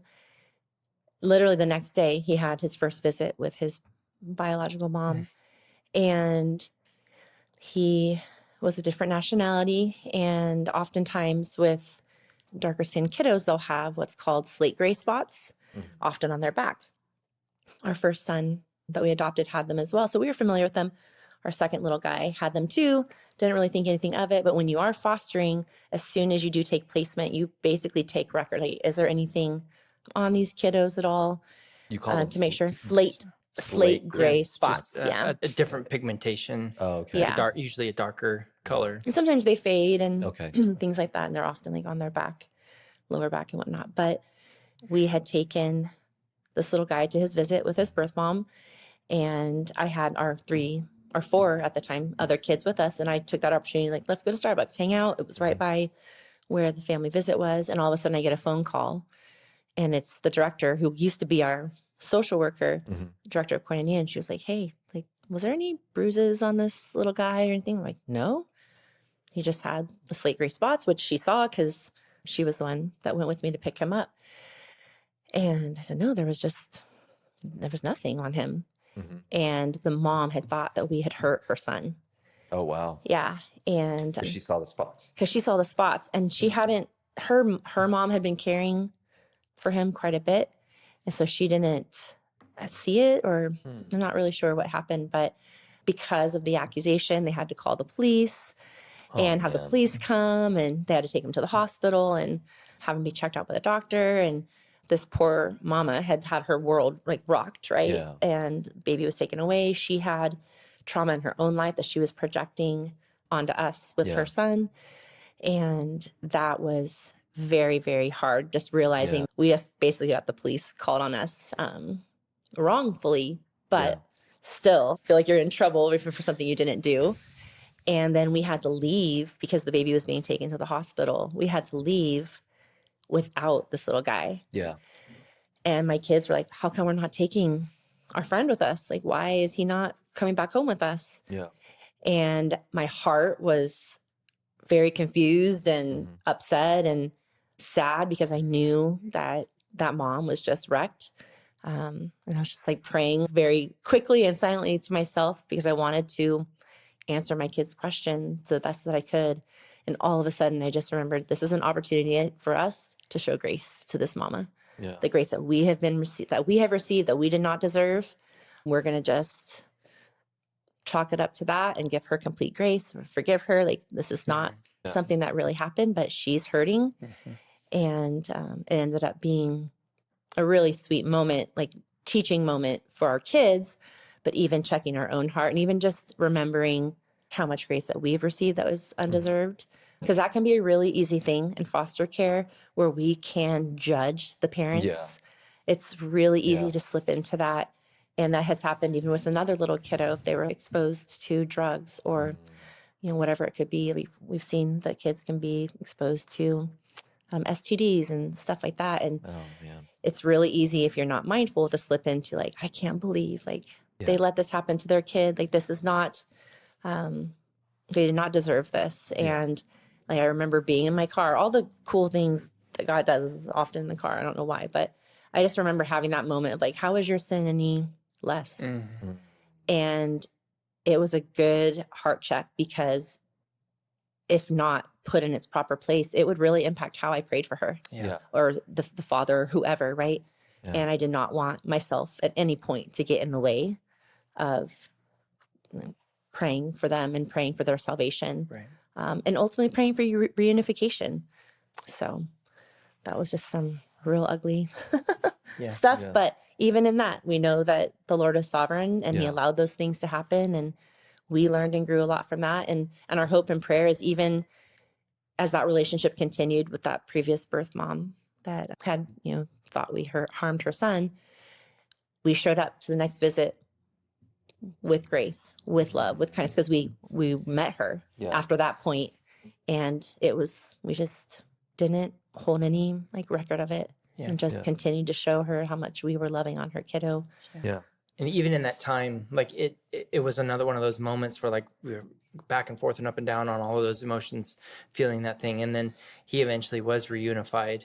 And so we brought him back and we were privy to some of the things that she was going through just because we had started having some interactions, but it was easy for us to slip into a mentality of man, she's not ready for this. And that was easily slipped into our mindset of she's not gonna be able to handle this. She's gonna fall right back into the same thing. And so that was hard thing to work through because that was tugging at us, especially because going man, we could do so much better of a job.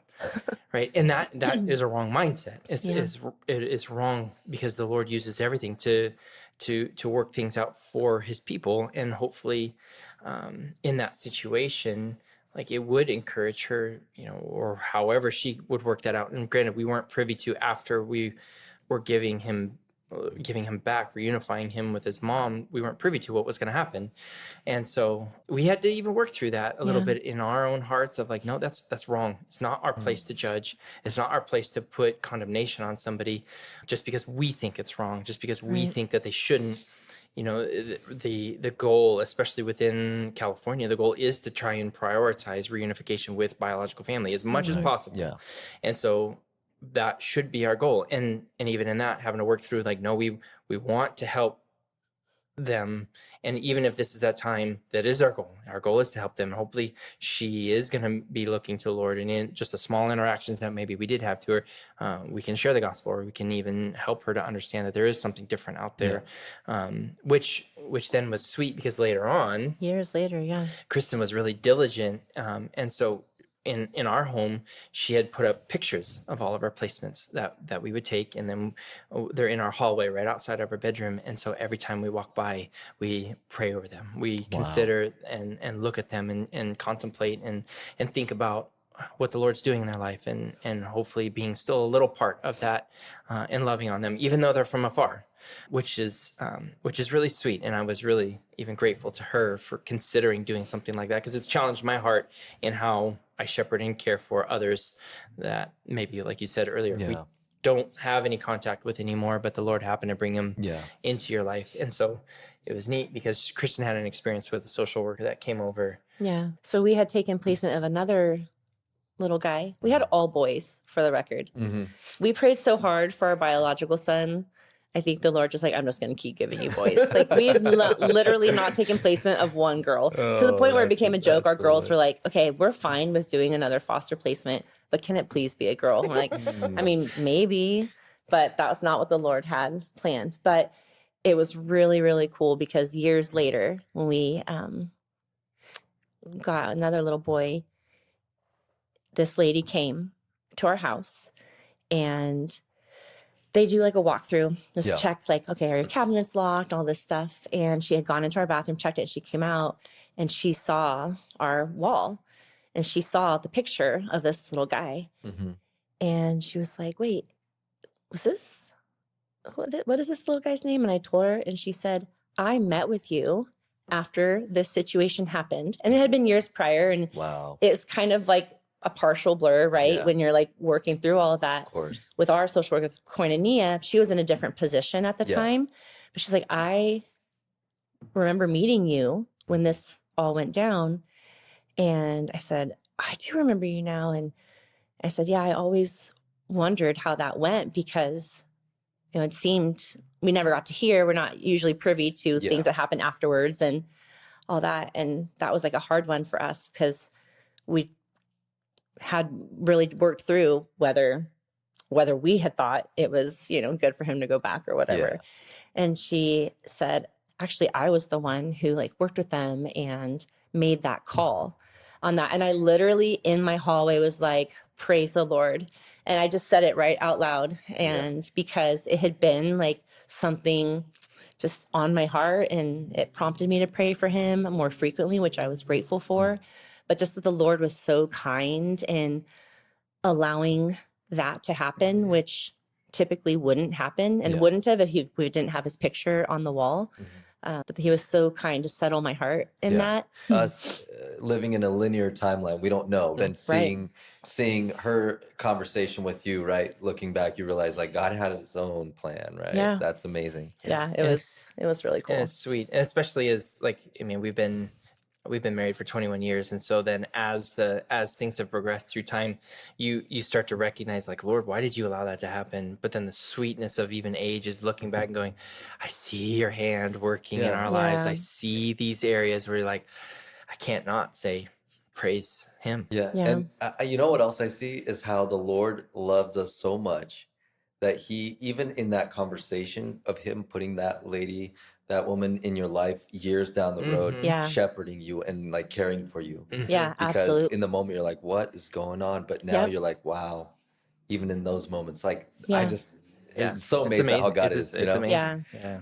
Oh man, so that's awesome. So it was super incredible to hear how you guys were able to look at really sucky situations, like horrible situations, and still see the grace of God in that. And you already touched upon some of the things that I wanted to cover in the next question, but like the cost, right? Whereas we didn't cover it in that from that angle, but I want to. I think it's worth for the listeners to kind of understand, like, hey, what is the cost of fostering, of adoption? You know, whether it's financial, emotional, time, stress. Can you guys dive a little bit into what that cost is? Because, you know, it's like, it's one thing to look at it and be like, wow, it's so cool. But just for people to come at it with reality. Sure. Right? Yeah. Well, I would say a bulk of like the functional aspects of what that looked like, Kristen would bear the brunt of that, right? The visits, right? We kind of alluded to that earlier, how often they had to get transported somewhere, whether it be doctor's visits, because that was always a little bit more regular than, because we become their wards. And so we're really overglorified babysitters. And so we are then dictated by the county, and that says you have to do this, this, and this, and this. and then you have to get to the visit. And if a parent wants to visit, you have to be there. There's no, it's hard. You make that schedule and you keep it. You can't bail on it. And then if other family members want to visit, like, you have to make sure that happens. And they do their best to help orchestrate it, but really you have no ability to say, no, I can't do that, or I'm not going to. You need to, in your best of your ability, to be able to do it. And then it becomes like a regular part of what you were doing. Is when we get into it, it's like, okay, we know that this is what's going to have to happen, that we know that as far as like a functional aspect, but then again, like, taking on a placement was an emotional, right? Because we knew it was going to be emotional high, because you're excited as well, but then also there's a lot of deep lows. And so then, especially for me, caring for the emotions of not just myself, but also my wife and my children, and what that looks like, a lot of effort has to go into making sure that one of the things Kristin came up with, which was really sweet, is when we did a reunification, usually we'd have like ice cream for dinner. And it was something as lighthearted as that. But it also allowed us to communicate with one another and talk to our kids. We're eating ice cream for dinner, and that's like a special thing, but we could sit and connect and talk and work through it. Like, even encourage each other and them to know we're there to carry that with one another. But yes, it is sad and it was difficult that we reunified, but we also know that it's a blessing, because our hope was that every party that was involved in this situation would be better off, because we ultimately are the ones that are equipped to be in a healthy situation and have the shoulders and the wherewithal to be able to handle a reunification and put them in a place where they could be hopefully better off than when they first started, when the child was pulled away. Because you could imagine how traumatic that would be, even as a healthy functioning adult, like, that then one of my children would get taken away, I would be wrecked, right? Let alone like maybe having other struggles and then having your child taken away. Like how much could we care for the child, but then also, even by proxy, care for the parent or parents or family members, and in a roundabout way. So it did take a lot emotionally, where we would have to where we did come up with things to be able to care for one another. And I think even in that part, it drew us even closer together, because we communicate all the more, and helped me to understand her all the more, because I was like trying to pull out her heart to understand what she was working through, what she was, and then even communicating that back and forth of what I was working through and what I was working at, and in even the emotional aspect of what I was working through. And some of that was actually maybe even me admitting my own struggle or difficulties would help her know she's not alone in dealing with that. And I think it's an interesting thing to think about, because really we had the intention to minister and serve, but then I think we've grown out of it so much more. Yeah, absolutely. And hopefully, like, the ministry we've done has benefited others, which I believe it has. But absolutely. But like, it has been sweet on how much it's bolstered our relationship, as how it's grown us even closer to our children.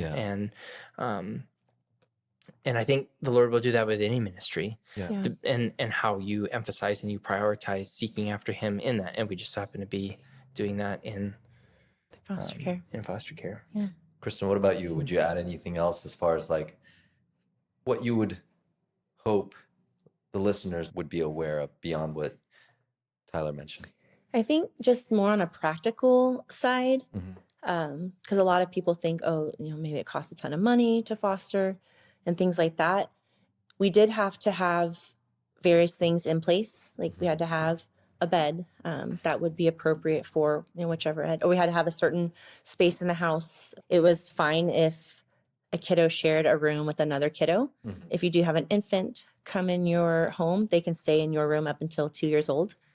And so you would have appropriate furniture and clothing, and they would want to see those things that you were going to be kind of set up with that stuff. And now you can't have, like, especially if your range is 0 to 5, you're not going to have like all of that thing, but you need to be able to show that you have, the ability to provide those things, or the space and stuff like that. Yeah, I think the cost is really just sacrificing your like pride. And I mean, it's a worthy sacrifice, right? Because we don't want to have that in your time. And just the realization that you may see some really, really hard things, and you just have to keep like powering through it. And like, we have lots of, with the various kids that we've had in our care that have come to us with varying trials and needs and traumas. It has been really hard to see that. And just seeing what they've had to process and what they have to process really quickly when they have no place having to think through those things or go through those things. Yeah. And speaking of time, I told you guys about the sermon that Pastor John Piper preached, I think in 2007, when he adopted. And the sermon's titled Adoption, the Heart of the Gospel. Yeah. And, when it comes to the cost, right? Time. He makes a statement. If you think you're only adopting for 18 years, don't do it. Like, I was like, wow, that's a straight up, right? Yeah. Like, that's a good mindset to have, because, some people are doing it for the wrong reason. Right. Even if they're believers, they're not in a place of maturity to take that on themselves, to follow that calling, because there are costs. And I love that he continues and says that, hey, it's lifelong, right? It's eternal. And how he bridges that, and he basically touches upon Galatians 4:4-6 about the legal status change that we have in Christ, right, with God the Father, right? Like how we were adopted, we were sealed in Christ through the Holy Spirit, and he basically, the text says that when the fullness of time had come, God sent forth his son, born of a woman, born under the law, to redeem those who were under the law, so that we might receive adoption as sons. And because you are sons, God has sent the Spirit of his Son into our hearts, crying, Abba, Father. So you're no longer a slave, but a son. And if a son, then an heir through Christ. And so, like, man, that's just such an incredible statement there that God has given us in his word, that, hey, we have that legal status change. We are now co-heirs in Christ. Yeah. And so how does that translate in your lives on how the Lord has been working with you in with the kids that you've adopted, right? It's interesting to consider as we look at this and what we understand and how we process through being adopted.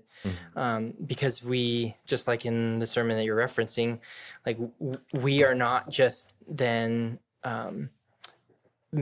the debt that we owe has not been paid for. We have now been made righteous. And so the mentality behind that for us is not that we get to just ride free, but we also have been made brothers with Christ. And so it's sweet to consider and think through all of these things, because again, you go back to children, whether they're bio, adopted, all of those things, or even within the body, like the people that we care for, it's an eternal mindset. And you look through these things and say, yeah, maybe I'm going to pour into somebody in my church body for a period of time, but they might leave. And the Lord just happened to bring them in front of you for that time, and they needed care and love, because the church is a hospital. We are intended to care for and love on one another. And so that should even be reflected in our homes. And so as we look at even our biological children, we know that at some point they will go away. But the hope is that you're preaching the gospel, you're encouraging, you're loving on them, that then holds them past into adulthood, that as it carries on to where they go, the Lord is going to continue to use them and work through them. And you aren't going to necessarily benefit from the fruit of what they're doing, but it's for God's intention. It's for his purpose, whatever that may look like. And I'm just equipping them to love the Lord and then let him do with them as he wills, because ultimately we are all his. We aren't, like, those children are not mine. Even my bio kids, the adopted kids, even though the name changes and they become our responsibility primarily, they're still not mine. I don't get to claim ownership. They are the Lord's first, and it's my job to steward them, because that's a blessing from the Lord, just as much as other body members. It's a blessing from the Lord that we love and care on for a time. And that might be hard. Like maybe even leaving a church body can be very bittersweet, because it's sweet because you know that, like, you're going to go somewhere and you're going to be doing the work.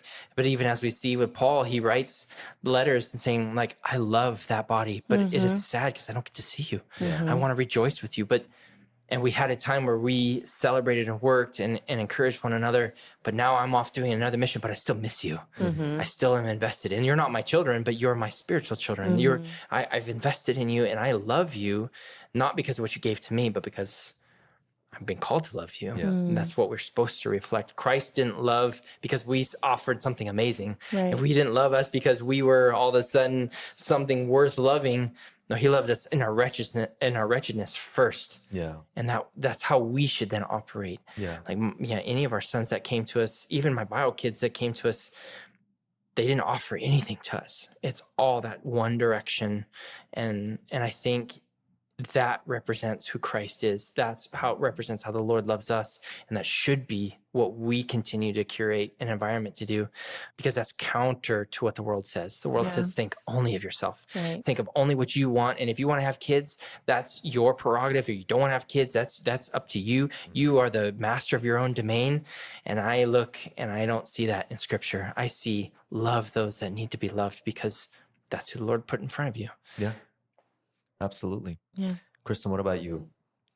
How has this experience deepened your understanding of God's love, grace, and calling as a father? I think just what I shared earlier with the trials that he's allowed us to go through, that has been just giving me a deeper understanding of his love, because he very much cares about the details. Yeah. And he's allowed us to see that in various situations where, like, he didn't have to let that closure happen with that previous like social worker and that little kiddo. Yeah. And so things like that were very much evident of that he is with us. He will never forsake us or leave us. And even just seeing how our other kids reacted to various things was very sweet, especially the ones that profess faith. Right. Because they would even minister to us, and that would be even the Lord, like, using them to share with us or lovingly call us out.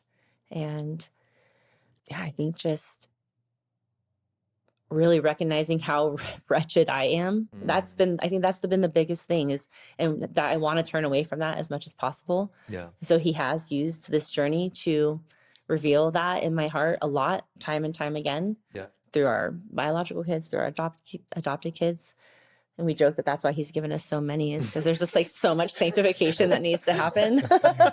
Well, you guys are opening yourselves up for it. I mean, not absolutely. a lot of people do. So that's incredible, So how would you encourage those believers who feel a tug on their hearts but are afraid to take that first step forward towards fostering or adoption even? If that tug is there, you need to pursue it, and you need to ask the Lord to search your heart and educate yourself, ask questions, find people around you, like how we went to that orientation. We were educating ourselves on what that looked like, because we didn't have anybody around us at the time that had gone through it. And if the Lord is prompting you to do it, and you ask and keep and pray and give it to him, and it continues to be on your heart, then he's going to work it out and bless it and equip you to do it. Like we said earlier on, we thought we were only going to have 3 kids, and we literally have double now. And so like that is not something that we expected. We did not think that we would have 6. Even when we went into foster care, we thought, okay, we're going to have 4 if we get to adopt one at some point, and then we'll be done. And that just wasn't the case. And we're grateful for it. We would not trade it. Yeah, it's amazing. Yeah, because we're not called to be comfortable. And I think that would be another thing. That is another thing that we have said in any stage of life or ministry. We're not here on this earth to be comfortable. We're here to serve the Lord, to share the gospel. And like in Corinthians, it talks about we are all given a variety of gifts. Yeah.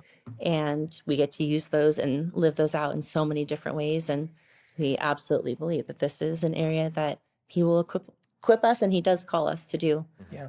Yeah. And even in that mindset, like if you are feeling that doesn't mean that everybody has to be the hand. Right. Yeah. Right. And it is a benefit to understand those ministries, just like any other, that maybe I'm not the one that goes and does overseas ministries, but we can love and care for them. Yeah. And especially if you have a heart for the gospel, if you have a heart for ministering, like this is a perfect opportunity. Like you have a captive audience to be preaching. And especially if you go to adoption, say 18 years or however many times they're in your home, you can continue to love on them and preach the Yeah. gospel and show that love of Christ. And it's a captive audience. They can't go anywhere. Yeah. And it's so sweet. It is so sweet. Obviously, the intention is not to browbeat them or force them, but understanding and showing love doesn't mean I'm forcing you to do what I want, but it's showing you that this is what it looks like. And the Lord doesn't force us to do what he wants. He could do that, but he doesn't. He loves and cares for us and shepherds us and shows us what we need, and then points us in directions and opens and closes doors to help us to understand what that looks like and how that feels. And so we should be doing the same. Yeah. We should absolutely be doing the same. And so I'd say, like, even if you do feel that, like, go. Yeah. Yeah. Go. Yeah. And you would never know what the Lord could open the door to, and he could be prepping you to be able to foster. Right. But then, or he could be prepping you to support people who foster. Yeah. I love that.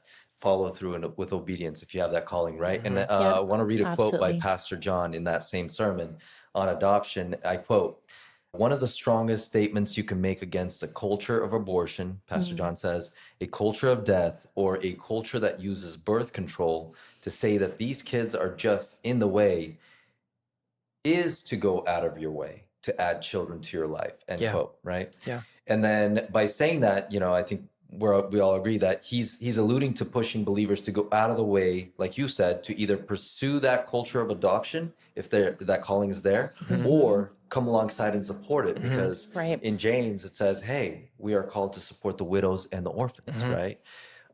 So in light of that, what would you say to someone who believes they aren't ready financially, emotionally, spiritually to foster or adopt, even if they feel the calling? So how would you respond to those people?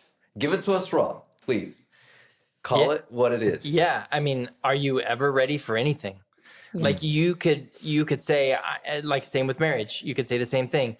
Am I financially secure? Am I mature enough? Am I right? And the Lord doesn't say that he's going to make sure all those things are in line before you do it. He says, I will grow you along the way, because it's not about our glory. This is not for us. Like Kristin said, it is for us to work out and do his work, right? For his glory. And he grows us along the way. So yeah, you get married and then you're like, well, are we ready to have kids? If you waited till you were ready to have kids, you wouldn't have kids, because you're never really ready. The Lord will use those situations to grow you and to provide, because if you're seeking him first, he will always work it out. He will always work it out. But that has to be the intentionality. You can't be looking at it yourself, right? I don't get into any ministry because I'm looking for my own glory, because quickly the Lord will knock me down. I'm going after his glory. I'm going after the good that he wants done. I'm using my gifts that he has blessed me with to my fullest extent. And so it's not about me. Yeah. It's about showing the love and care that he has. Yeah. Right. Yeah. So I would simply ask them to be honest and let the Lord search their own hearts. And if what's keeping them from doing it is any fear or selfishness or any like sort of sin, like we don't want to, like he just said, we don't want to do anything in that vein, because it will fail, because we're doing it in our own strength. Yeah. But recognizing that and just running with it. Yeah. I remember there was a time after my wife and I got married, we were talking about this, about, potentially adopting. She's had it on her heart, and some of the early conversations, I felt the same. Right. And so, moving further, I ran into some people where we shared that desire to eventually adopt or foster. And I heard this one remark where somebody said, yeah, I don't think that I have that capacity to love somebody, like you mentioned, some of the fears that you had early on. And for me, that was just, my spiritual alarm bells were ringing, because I was just thinking like, man, if you are truly transformed by the gospel, Absolutely. you know that you were an orphan. Yeah. Yep. You know Absolutely. that you didn't deserve anything. You were like what you said, Tyler, right? Like you were kind of like nobody, and you were adopted into this amazing family of God. Yeah. And for you to experience that love and not have an ounce of that love towards, or capacity to love, that just blows my mind. Yeah. But even in that, you have to look at your heart. Yeah. Right. And so even in what Kristen was saying, like really self-reflecting, because if you say something, you need to be able to back it up by understanding what is at the core of what you just said. Right. Right. And if you said, I would have a hard time, I go back to where I was at, like, how can I love this person? It was in my own selfishness. Yeah. It was my own like capacity of thinking that whoever we bring in, they're going to be adding to me. Yeah. And so having to look at that and say, it's not about me. Right. It's not about what I'm going to gain from this, because Yeah. it's not. In everything we do in life, every bit of ministry, it is a reflection of Christ's love, which is self-sacrificial. Right. Yeah. He says that love your wife like I love the church. Yeah. What does that mean? I'm going to die for her. Mm-hmm. I'm going to shepherd her. I'm going to care for her, not because of what she looks like, not because of what she does, any of those things, right? He loved us in our wretchedness, right? He loved the church, and we didn't bring anything. We didn't exist. We didn't bring anything to the table. He said, no, I'm going to pick you. Yeah. I pick you. Yeah. I love you. And that's where we then springboard off of. And that has to be a reflection of your heart. You're right. The gospel is a complete understanding of understanding what love means.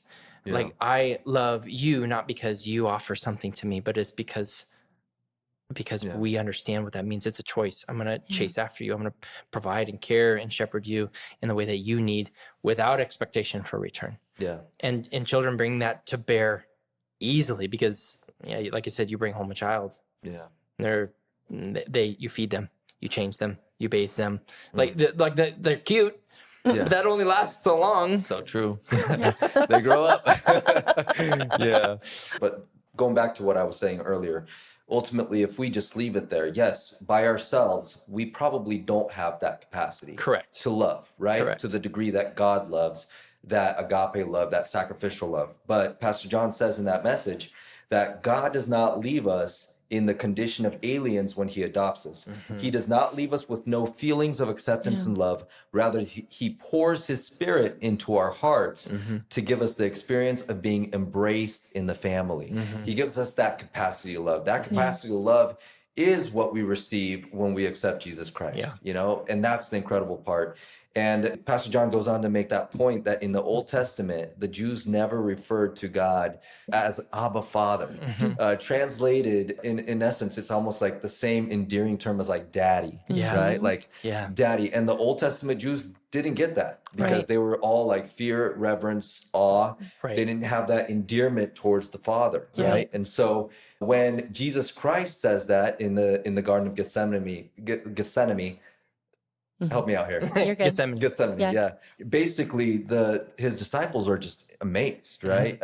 And Pastor John just finished with this point that therefore, adopting us, God gives us the very spirit of his Son and grants us to feel the affections of belonging to the family of God.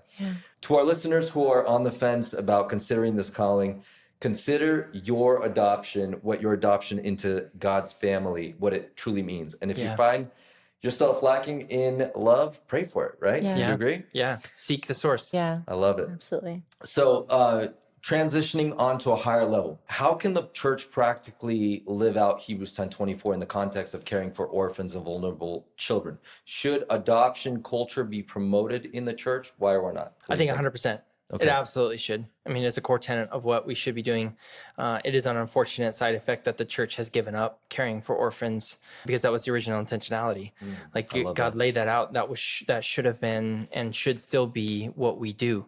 And at the core of what the body is supposed to be doing, caring for those that are weak, because often we are the ones that are weak, or it just so happens that at different times it's different people. And so when we lay that out, it is an unfortunate side effect that it has transitioned to the government taking care of it. But that does not mean that we can still be a part of that and still work toward that and work those things out, because it really should be us, the ones that love unconditionally, or to the best of our ability unconditionally, that we should be chasing after the weakest of those that need that care and love. Yeah, I agree with you 100%. And I think a long time ago, I read that early on, the churches here in the States were the ones that cared for Yeah. orphans and widows, and we gave that up Right. to the government. Yeah. So I 100% agree with you that, to the best of our ability within the reach that we have, we should. Yeah. Yeah. Yeah. How can, going a little bit further, practically speaking, and we touched a little bit upon it, but like from a practical perspective, how can people start small, maybe through prayer, support, volunteering, to serve families like yours in the church? I think Kristin probably has some thoughts on this. My first thought is just like any other ministry, understanding and equipping yourself to be even to a level and a support, right? Even if all you're doing is praying for those that are doing that ministry, right? Yeah. Like I think for us to be partners in those things, like realistically as a body, we should be doing that. Maybe I'm not called to be overseas missions, or I'm not called to go to preach the gospel at the jail. Yeah. That does not mean I can't support, pray, ask those ministers what they can be doing, or what we can do to practically like really communicating, asking them how we can serve. There's a lot of education that happens, right? And we can even talk about like certain instances where this has happened for us, because when we did come to CBC, it was a brand new thing for a lot of people to experience, and looking at us going, wow, that's different. I don't understand what that meant. But if you ask, like, you just say, hey, I'm going to pray for you. Okay, that's beneficial. But then you can ask, like, how can I practically serve you? And then, and whatever ministry you're in, being able to say, well, actually, to minister to me and the work that I'm doing, like this would be a benefit, right? Being able to vocalize what that looks like, because not everybody is aware of what you're going through, right? I don't know what her heart's at, and unless I ask, right? I can't read her mind. And so the benefit for the church body to ask those questions would be like maybe a meal train would be a benefit, or maybe the ability to like we have sweet uncles and aunts that that are part of our family that help us, come alongside of us and care for our children, right? That like, hey, I really want to come and hang out with your kids, to like even to alleviate some of the strain, that's like give you guys a break, or like offering, like not necessarily babysitting, but to alleviating some of the strain on the household, or whatever that looks like, because every ministry needs that. To do it effectively, it takes all of us to do that, and even we have had that, and it's been interesting. Like even when early on when we first come into CBC. Kristin got a comment, which is, it's funny to look back on, but it was. Tell us. Well, we're Caucasian, we're white, and our first placement is Mexican, and he is a beautiful shade of cinnamon. And when I was walking around with him, she had commented that he came out really dark. And in those moments, you quickly process, okay, is this a moment where I'm just going to agree with you and be like, isn't he so beautiful? Or am I going to take this opportunity to educate this person and kind of let them in behind the curtain, so to speak, of our family? And so at that moment, this first time meeting this person, I did share, like, we're actually like fostering this little guy, and he's staying with us for, however long. And we've gone on to be friends since then. But it was just really funny and surprising, and because he is dark. Well, it's awesome that you were able to respond with grace. And just respond that way, because oftentimes people and I find myself as well, like in the past, when you're younger, you mean well, but it just comes out horrible. It's like, oh man, why did I say that? But it's so neat to like work through those things, because the body does rally around each other, and that's the way it should be. And even though we might struggle and what that looks like or how it happens, like we still work that out together, right? By communicating, by encouraging and loving on one another. And it was neat, because I don't know how long it was after, even after we adopted him, and he had been like working his way up through children's ministry. It was so sweet, because another brother came to me one Sunday, and he was like, Hey, I just got to tell you, it was so sweet. We were at the time, I think he only had 2 sons. He's like, I was reading this book to my sons, and it was about the gospel or something. I don't remember what what it was, but they were flipping through the pages, and he stops the book and he goes, Daddy, look, that one looks like our son. And he called him out by name. He's like, doesn't he look like, that's really sweet. And it was just the excitement of just the recognition of his little son, recognizing his co-member in the Sunday school of like, look, it's him, that could be him.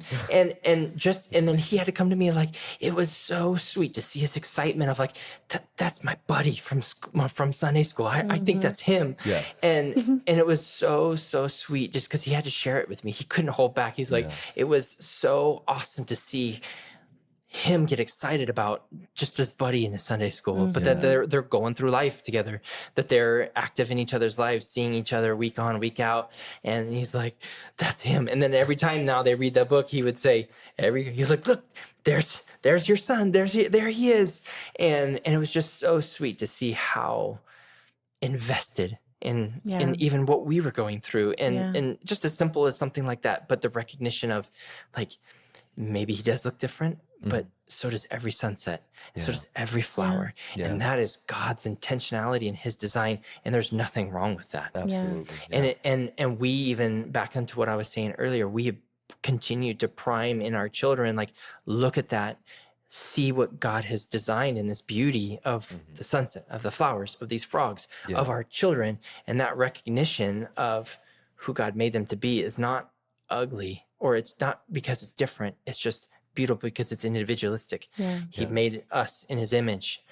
And so you're beautiful because God made you. Yeah, absolutely. And that is so sweet to reflect on. It is. And that's a beautiful picture of the gospel at work, right? Just in all of us, where there's no cookie cutter, right? And that's being part of God's family, right? Like, Kristin, you mentioned you had an amazing story, how you were able to see that through not necessarily serving, but just how your son was able to just feel like part of the family. Sure. Can you share a little bit about that before we jump into the next segment? Yeah, absolutely. I think it's one of my favorite just stories of our life with interacting with the body. But we have some friends and they have a daughter who's the same age as our son.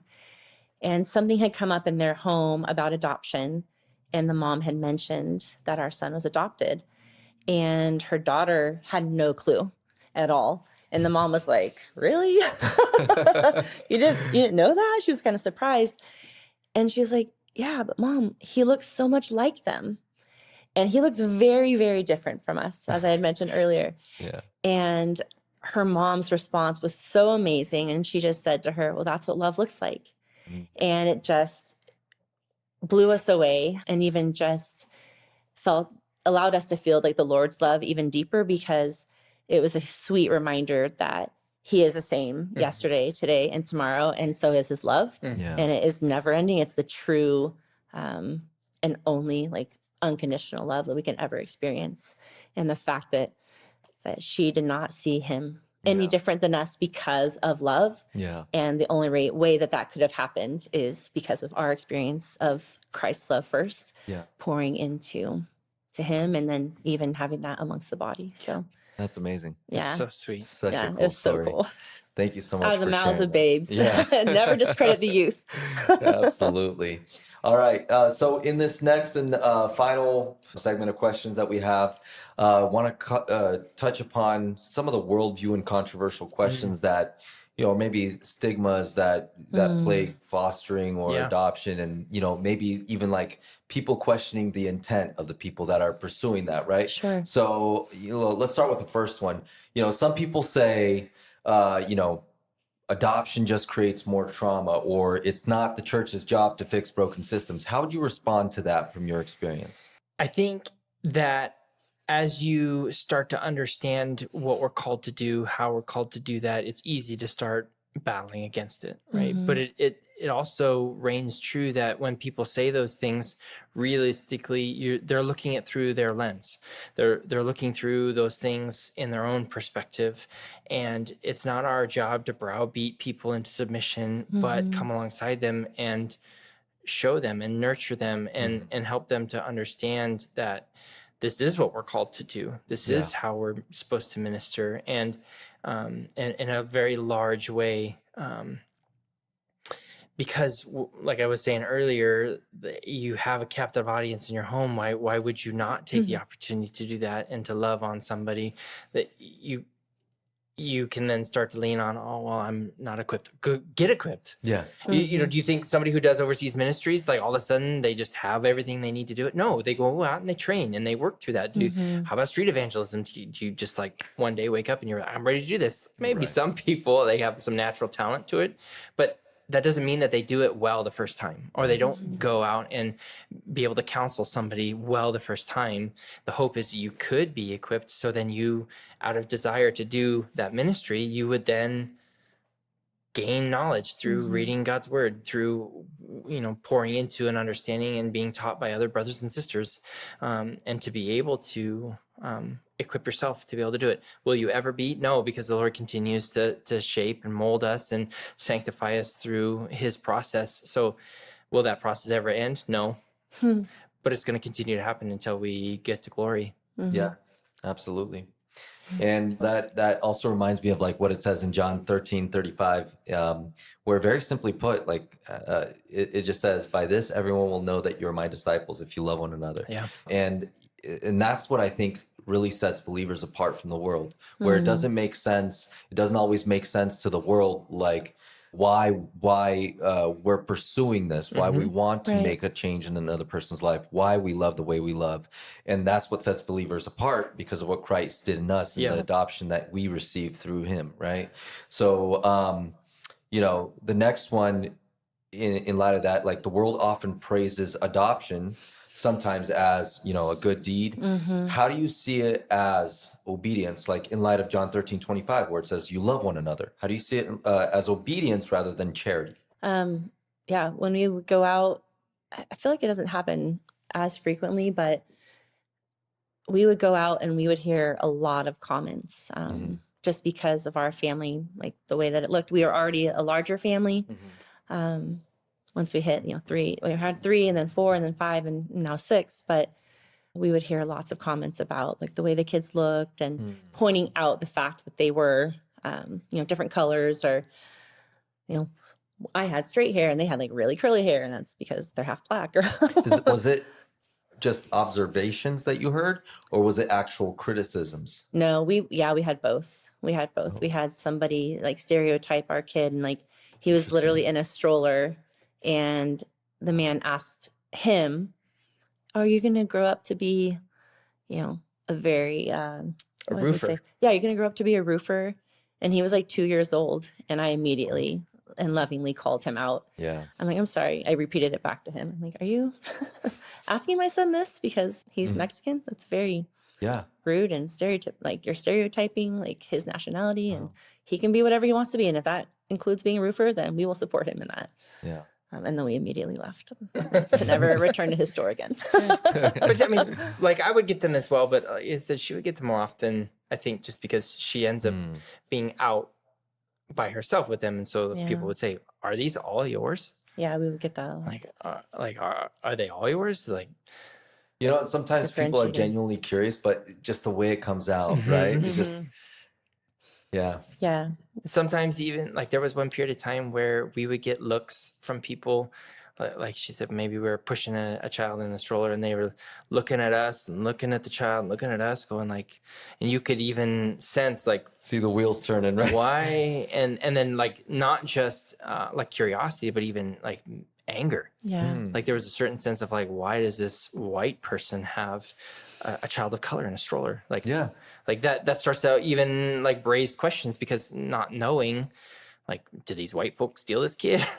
Right? Or whatever that might look like, or even, you know, hearing somebody in Spanish. I don't speak Spanish, but my wife does a little bit. And so she would hear people saying stuff in Spanish of like like accusatory or looking like, why is what is going on here, not knowing what we went through and what like all of the care that we've given, because it's automatically assumed, especially in a world's perspective, that there's something fishy going on here. Yeah.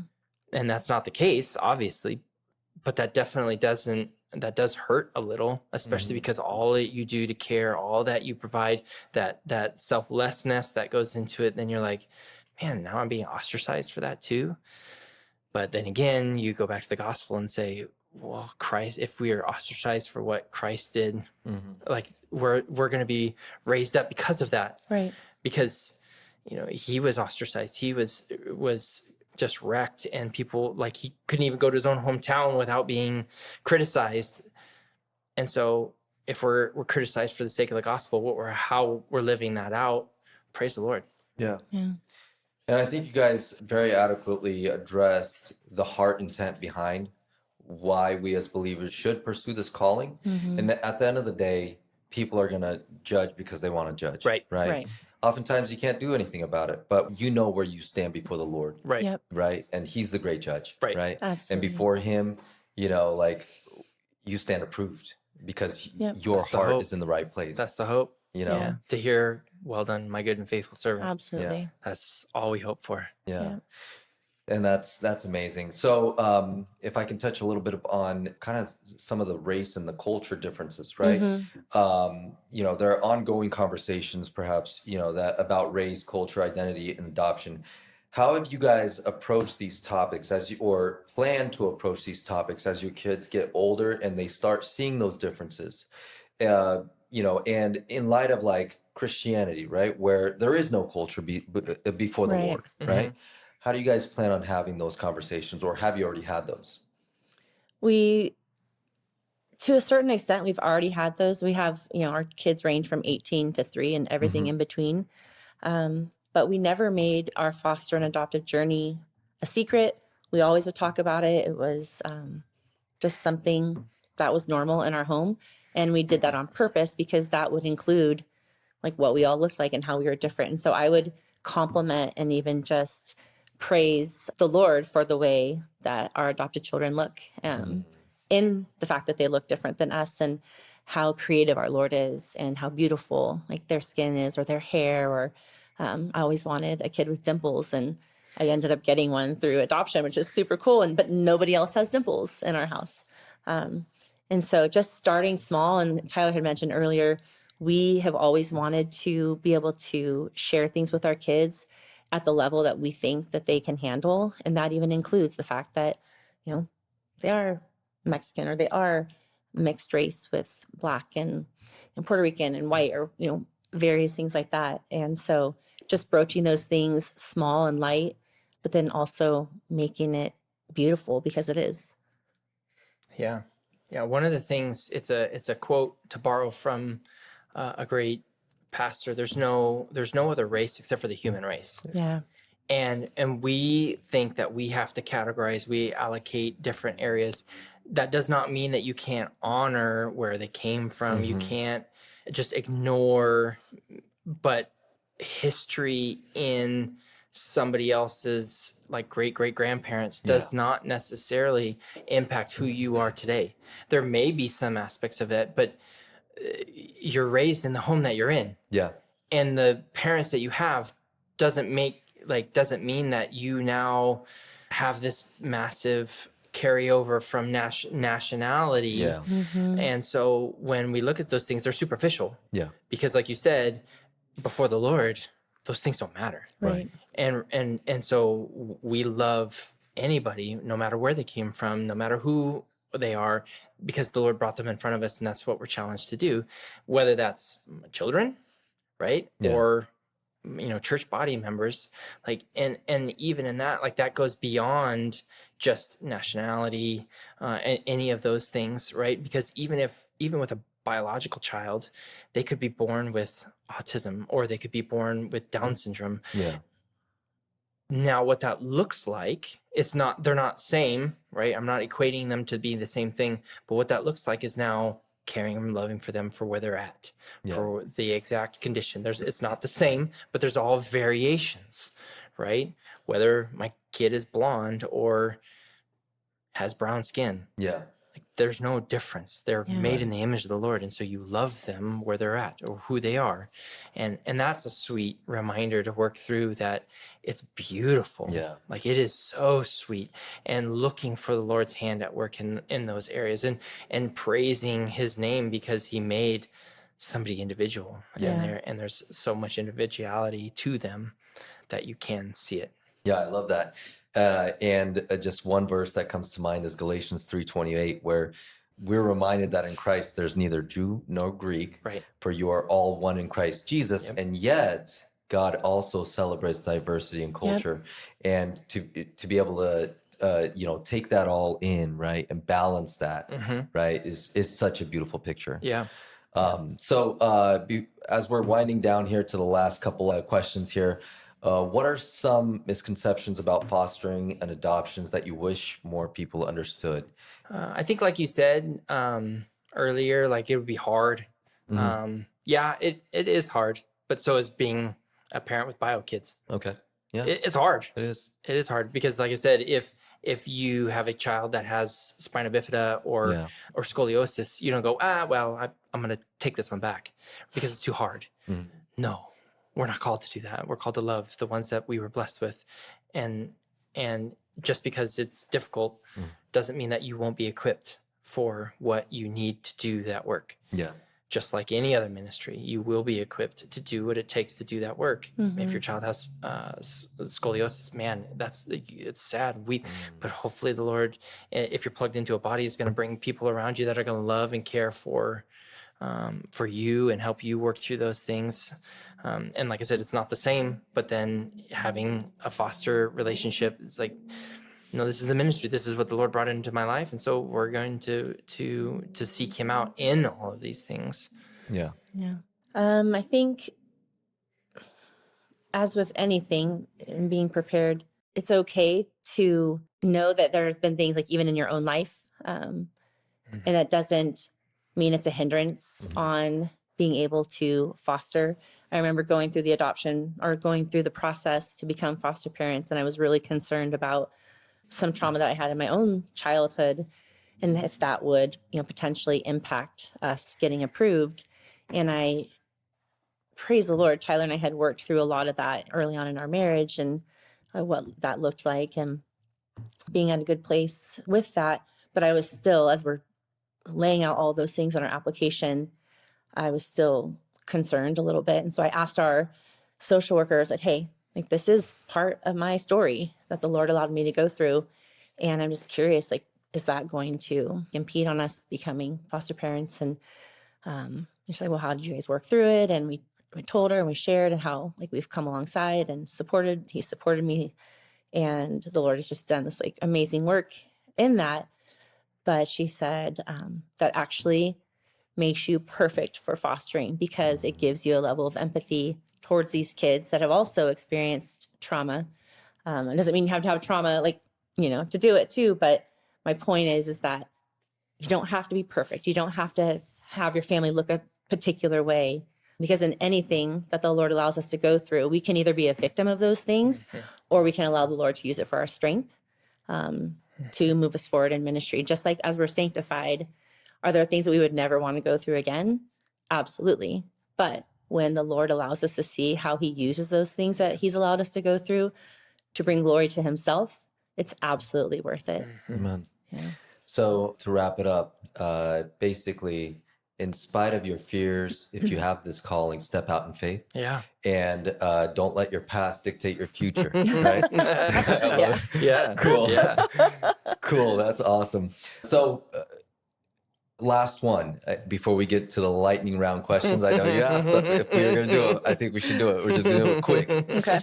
What resources or organizations would you recommend to our listeners who feel the Holy Spirit leading them to pursue a similar calling? Is there any books you read, maybe not necessarily the specific agency, but maybe resources that you guys could, throw out? Yeah. So I think one of the differences of, and some of this has a limiting amount of knowledge, right? Like, I mean, we definitely have our own experience of what we went through, but having a foster agency that we worked with was very, very beneficial because they were able to equip us. There is limiting factors to what they can and can't do, but having people that were in that, being able to care for us. And I know a lot of people go straight to the county, and there's a different aspect of that, because you can get straight to the source. You're right in with the social workers that are dealing with the cases right up close and personal. They also have a large caseload. Like most social workers have multiple charges that they're just struggling to deal with on a day-to-day basis, right? And which even helped us to understand and be an encouragement for the social workers who are actually doing the work of being in hard places, talking to these moms and kids, and then even them dealing with the strain of seeing all of these difficult cases day in and day out. So loving and caring for them is a sweet thing. But the foster agency was able to equip us and then help us to understand things because they have a smaller caseload. Yeah. But that being said, they're also encouraged and I think even required by the government to provide classes, to give these opportunities for us to grow in an understanding of what we can do. And I think the other aspect is seeking the Lord in this, right? Seeking after your own heart, reading scripture. There's books that we read, certain ones on maybe specific environments where we deal with, but that was the same as what we did with our own children, right? When maybe one was dealing with rebellion. Okay, well, we're going to try and equip ourselves with rebellion, or we're going to deal we're going to equip ourselves to deal with this particular circumstance. So we would go out and seek out the information to try and find that, right? I think you can prepare ahead of time as much as you want, but until you're doing it, then you're actually having the need to go and find some resources. Like even like some of them we've had struggle with learning. But there's no difference between you wouldn't be able to know which one it was, that because realistically now, whichever one it was, whatever child we are talking about, we would go out, find resources, talk to people who maybe had dealt with the same thing. And so being able to say and identify, okay, this is an issue, this is a concern, this is what I'm looking for, just like what you do with any child that's in your home, no matter where they come from, and then go out and find resources, seek out counsel from other members of the body or other people who've been doing it, and have them help you, because you can equip yourself again, but until you do it, I think you don't know what you're going to need until you need it. Love that. Kristin? The first thing I was thinking is obviously the Bible has been the best resource. I know that like amongst us goes without being said, but that even just makes me think if there's anybody listening that doesn't have a relationship with the Lord, man, I implore them to give their life to the Lord and experience like that true love. And with that being said, like he has equipped people with various giftings. And one person that has helped us a lot, even with our biological children, that we have like watched some of her videos on. There's this woman who actually had a center in Texas years ago for kiddos that were in the foster system and had been adopted, because some of them do come with varying things, whether it's ADHD, autism, or trauma from being like drug exposed and stuff like that. And there's even practical ways that you can come alongside these kids. And so her name is Karen Purvis, and she has some books. I think one of them is called The Connected Child. But then there's also videos online that you can look up. And I remember even with one of our girls, we were going through a sin issue with her, and we're like, you know what, let's look and see like if Karen has any of these videos. And it just gave us like a different practical perspective. And that's when we were like, okay, we're going to have her like on our lap, face to face, eyes to eyes, and having just even the sitting on the lap, the kind of hugging and having that pressure, because our bodies are so beautifully designed in the way that the Lord did it. Like sometimes we know how it feels to get a hug. Like there's just something that our body does. And when we experience a hug, some of these kids, they need extra like hugs. They need some extra pressure. Sometimes they need like chew a piece of gum when they're like trying to focus on something. So there are some good practical things and resources available. And then I would just say whatever county that person is in that is pursuing it, just even look it up. if you go through the county, look up online, parent groups, support groups. There's plenty of things on Facebook, Instagram. I don't do social media a ton, but there are several groups that I follow online with foster, adopt, even kiddos that have been exposed, just so that I can continue to learn and grow in my understanding as we continue to educate ourselves, because some things don't pop up until the kiddos are older.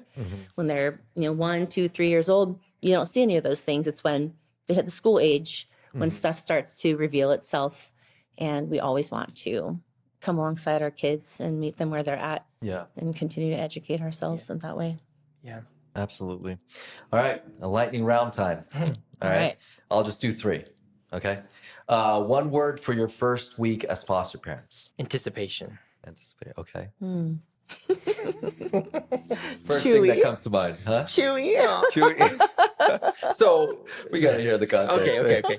So our first, who is now our son, our first placement, when he was born, he was, like she said, he was brown, and he had very dark hair. And he also had a lot of it. And his hair even, it was so sweet. His hair even had, like, he had dark peach fuzz. And it was on his head, all the way down his eyebrows, down his face. His arms, his thighs. And it was so sweet. Like, we didn't see it as anything other than he's so beautiful, right? And one of the days I was holding him, and he started sneezing.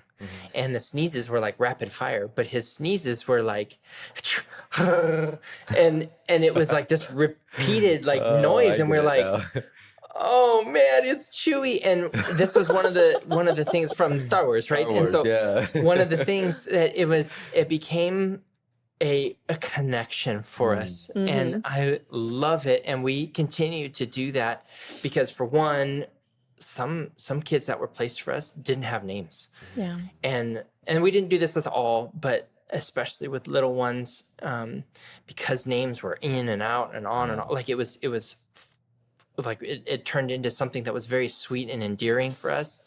And so him and these reactions made us call him Chewy. And it was more because it was like loving him exactly where he's at. And that was that becomes not a bit of ownership, but like a connection, right? You give friends nicknames, and you have pet names for your kids and your spouse. And so it was an open opportunity for us to do that. And it became so sweet because his name was not really there. And then it gave us something to link on. And then, and little did we know, it even gave us a certain amount of anonymity toward, like, when we were going somewhere, we didn't feel like we had to share, like, if he had a biological name or any of the kids, it was like, no, his name's Chewy. And like, even our church check-in for a long time is like a Chewy Miller, and which was really sweet. Awesome. And there's still people call him that. Sometimes. But, I mean, the OGs. And it's totally sweet. Like, I mean, the hair, he's got beautiful dark hair, and it's... you guys have a gorgeous family. Thank you. Love it. Praise the Lord. Love it. It's amazing. Praise the Lord. One small family tradition or something you do that makes your home feel safe. I don't know about a tradition, but something that we do regularly, because one of the gifts that the Lord has given my wife is she's very hospitable. She makes our home feel very warm. And one of the things that we that we have made it a priority to do is eat dinner together. We always, there's no TV, there's no phones. Every day? Every day. Regular. I mean, there's times, right? That's work. Everyone, every once in a while it might be a Friday movie night where there's pizza and movie, right? Or maybe somebody's busy, but we've prioritized doing that regularly, and like it's 99% of the time, right? Awesome. And so that gives us so much of an opportunity to sit and share a meal together, talk to one another, because there's intentionality. We're not like scrolling through our phones, or it's just so easy to find other things, right, and get distracted. But when you're sitting like this and looking at one another, you can either, shoot the breeze, or you talk about things that are going on, and there you have another captive audience. They don't go anywhere. So what can you do? Either, what are you most excited about today? What did you do that was the most exciting thing today? What about what was what was the hardest thing you did today? And those questions, those things of engaging with one another, help you to understand their heart. Yeah. And so even when people come over, we'll say, come over and have dinner. There's 8 of us. Having 1 or 2 more plates, like she's made it super available for, a couple more people to come over and have dinner with us. And then we just bring them into the same environment. That's we amazing. talk and have sweet time of connection. Some of the little boys, they get antsy. They're sitting there for a while and they go, okay, I want to go play. Right. So check out. Right. But, and it's been so sweet because when we do that around and create an environment, it's normal. Yeah. Right. Even our older kids, they like, and we have, guests come over, they're like, they want to sit and invest and engage because they recognize and see the benefit of connecting with other body members and other people that come into our home and that we get to just share experience with and to even reflect on how good God is, because maybe my day was drum like every day, whatever. And then all of a sudden somebody says, I went through this experience today and praise the Lord, it was so cool. And then now we get to jump in and celebrate. Or on the opposite end, man, this was really tough. I had a really difficult day. Like we can like peel around one another. And it is so sweet. And that wasn't, I established like that's what I wanted to do as a family, but she took it and ran with it, and she made it so much better and would come up with new ideas of things to talk about. And even one point, Kristen would it does get hard with a bunch of little boys, and they're sitting there, they just want to go. And one day she was like, and they were loud and it was constant. And so it felt like we were constantly going, shh, quiet. Like we're going to listen to them talk. And then she got a candle out and put it on the table and turned all the lights off. And so we were eating dinner around the candle and everybody was like super quiet. And they were just like looking at the candle and we're like, and this was so special and different. But she came up with an idea to change the focus and help get them out of their own regular norm of what they were dealing with. And it was so amazing. Sweet. She's great. It goes to show that as parents, we have so much power to set the tone, right? And set the norm for what you guys want to see in your family. Yeah. And that's amazing. Kids will rise up and reach that. It's amazing. Yeah. So cool, encouraging to hear that. So last thing, one small thing that your kids taught you about God that you didn't know before. The one thing that comes to my mind is just the realization and the deeper understanding of earthly relationships versus spiritual relationships, like brothers and sisters in Christ. And so because it was really important for us to raise our children in a way that they knew that they had a voice and that they could always come to us as long as it was in a respectful way, it became like tenfold once they were professing believers. And so I remember having the conversation with them, each of them pretty much as it would happen, but we always said, if we're sinning against you, like you're my brother or you're my sister in Christ, it's okay for you to tell us that I'm sinning against you or Dad's sinning against you. But Scripture also tells us how to go about doing that. Like we need to do that in a loving way because we want that person to recognize it and, turn away from it and like confess and repent and ask for forgiveness of the person they sinned against. And so I think the realization of, even though they're my earthly children, the bigger picture of being my brother and sister in Christ, and then being able to lovingly rebuke me. I would not have understood that to the level that I do if it weren't for having kids that are believers. And so that's the ultimate hope and prayer of any parent is that they come to know the Lord at a young age and that you can see them as a brother and sister first and foremost, because ultimately, like Tyler said before, we want to shepherd their hearts. And then, behavior change will happen after as they recognize that and see it for what it is, as a sin. And, that's anything that keeps us away from growing in the Lord. So I think just that level of relationship, separating that and seeing it for what it is, even the deeper importance of being brothers and sisters in Christ, even over our biological or just parental connection on earth. Yeah, there's nothing more humbling than your child coming to you and saying, you sinned against me and this is how, and this is what it did. And you're right. but that's how beautiful the body should Yeah. be. Yeah. Yes, there is a parental relationship, but in, being able to come to this relationship, being able to come to this relationship, being able to call one another out, and my heart is for your good, not for my benefit. Right. And so like instilling that in them, it is so sweet. And yeah, like that has happened, and they'll come to me and like, oh man, my pride gets hurt, and I just want to say, nope, I didn't do that, but that's my own sin, that's my own pride, that's my own heart saying, like it's not worth listening to them, but really it is. Yeah. And that's what, like you said, any parent Absolutely. should want. Yeah. Well, So sweet.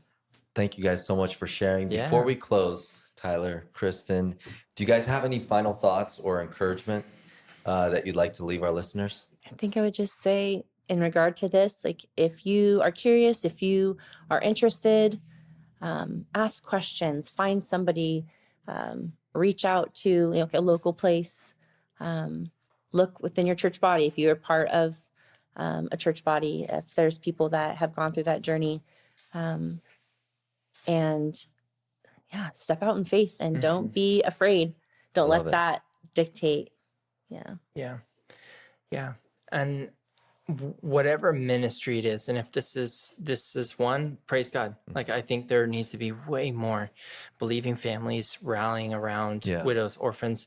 They're like, we as a body need to do that. Whether it's this ministry or others, like we need to be stirred up, because realistically, what we do here has eternal impact. Absolutely. I am not creating a kingdom here on earth.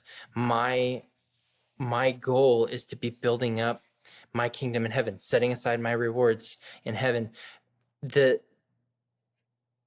aspect of what I'm doing here will have eternal ramifications. For sure. And so whether it's this ministry or any others, you're laying that up in heaven, pursuing and actively using your gifts, whatever that might be, for the Lord, because they were not yours to begin with. They were given to you from the Lord. So then you need to use those gifts, whatever they may be, for eternal usage, for building up the kingdom of heaven, not my own dominion here on earth. Amen. Absolutely. So go get it. Go do it. Praise the Lord and do ministry. Yeah. Thank you guys so much for letting us into your story. And I just got to say again, your journey has just been such a huge testimony of God's heart, not just in what you've done through your journey of fostering and then adoption, but in how you guys have loved and opened up your hearts and your home. So thank you so much for sharing that with us. Thank you. I'm just beyond honored that you guys were able to come here and share that. And if after this podcast you still have questions, Tyler and Kristin have been super gracious with dedicating an email where you guys can reach out to them on. And it's gospelfosterfamily@gmail.com. No periods in between, gospelfosterfamily@gmail.com. And to the rest of you listeners, if you're a child of God, I'm sure that God is stirring something in you too. It might not look like Tyler and Kristin's journey. However, every act of obedience matters, and every yes to that calling that God is putting on your heart is going to build that kingdom. Amen. Right? Would you agree? Amen. Absolutely. So wherever you are, whatever God is stirring in your heart, take that next small step. Just as Hebrews 10:24 says, let us consider how to stir one another towards love and good works. And we were able to be stirred through your story, Tyler and Kristin. So before we close, I want to invite you to be part of the Eddiefied journey. If there's a topic you'd love to hear, a story that's been on your heart, or a guest you'd like to see on this podcast that lives out Hebrews 10:24, please send us a message. You might just shape a future episode. And you can find us on Instagram at Eddiefied_podcast, on YouTube and Spotify at Eddiefied, or you can reach me directly at Eddie Lashenko on Instagram. And guys, I just want to tell you, we read every comment and message because this isn't just a podcast. We want this to be what it is, a growing family of believers encouraging one another towards love, faith, and good works. Amen. And so if this conversation encouraged you, share it with someone who needs hope today, who might have the calling, right, to just go and make an impact in the life of somebody else. And don't forget to like, subscribe, and stay connected for more faith-building stories. The links are going to be down below. And so, guys, last but not least, this is Eddiefied, where we stir up one another towards love and good works. And until next time, Stay hopeful, stay grounded, and of course, stay edified.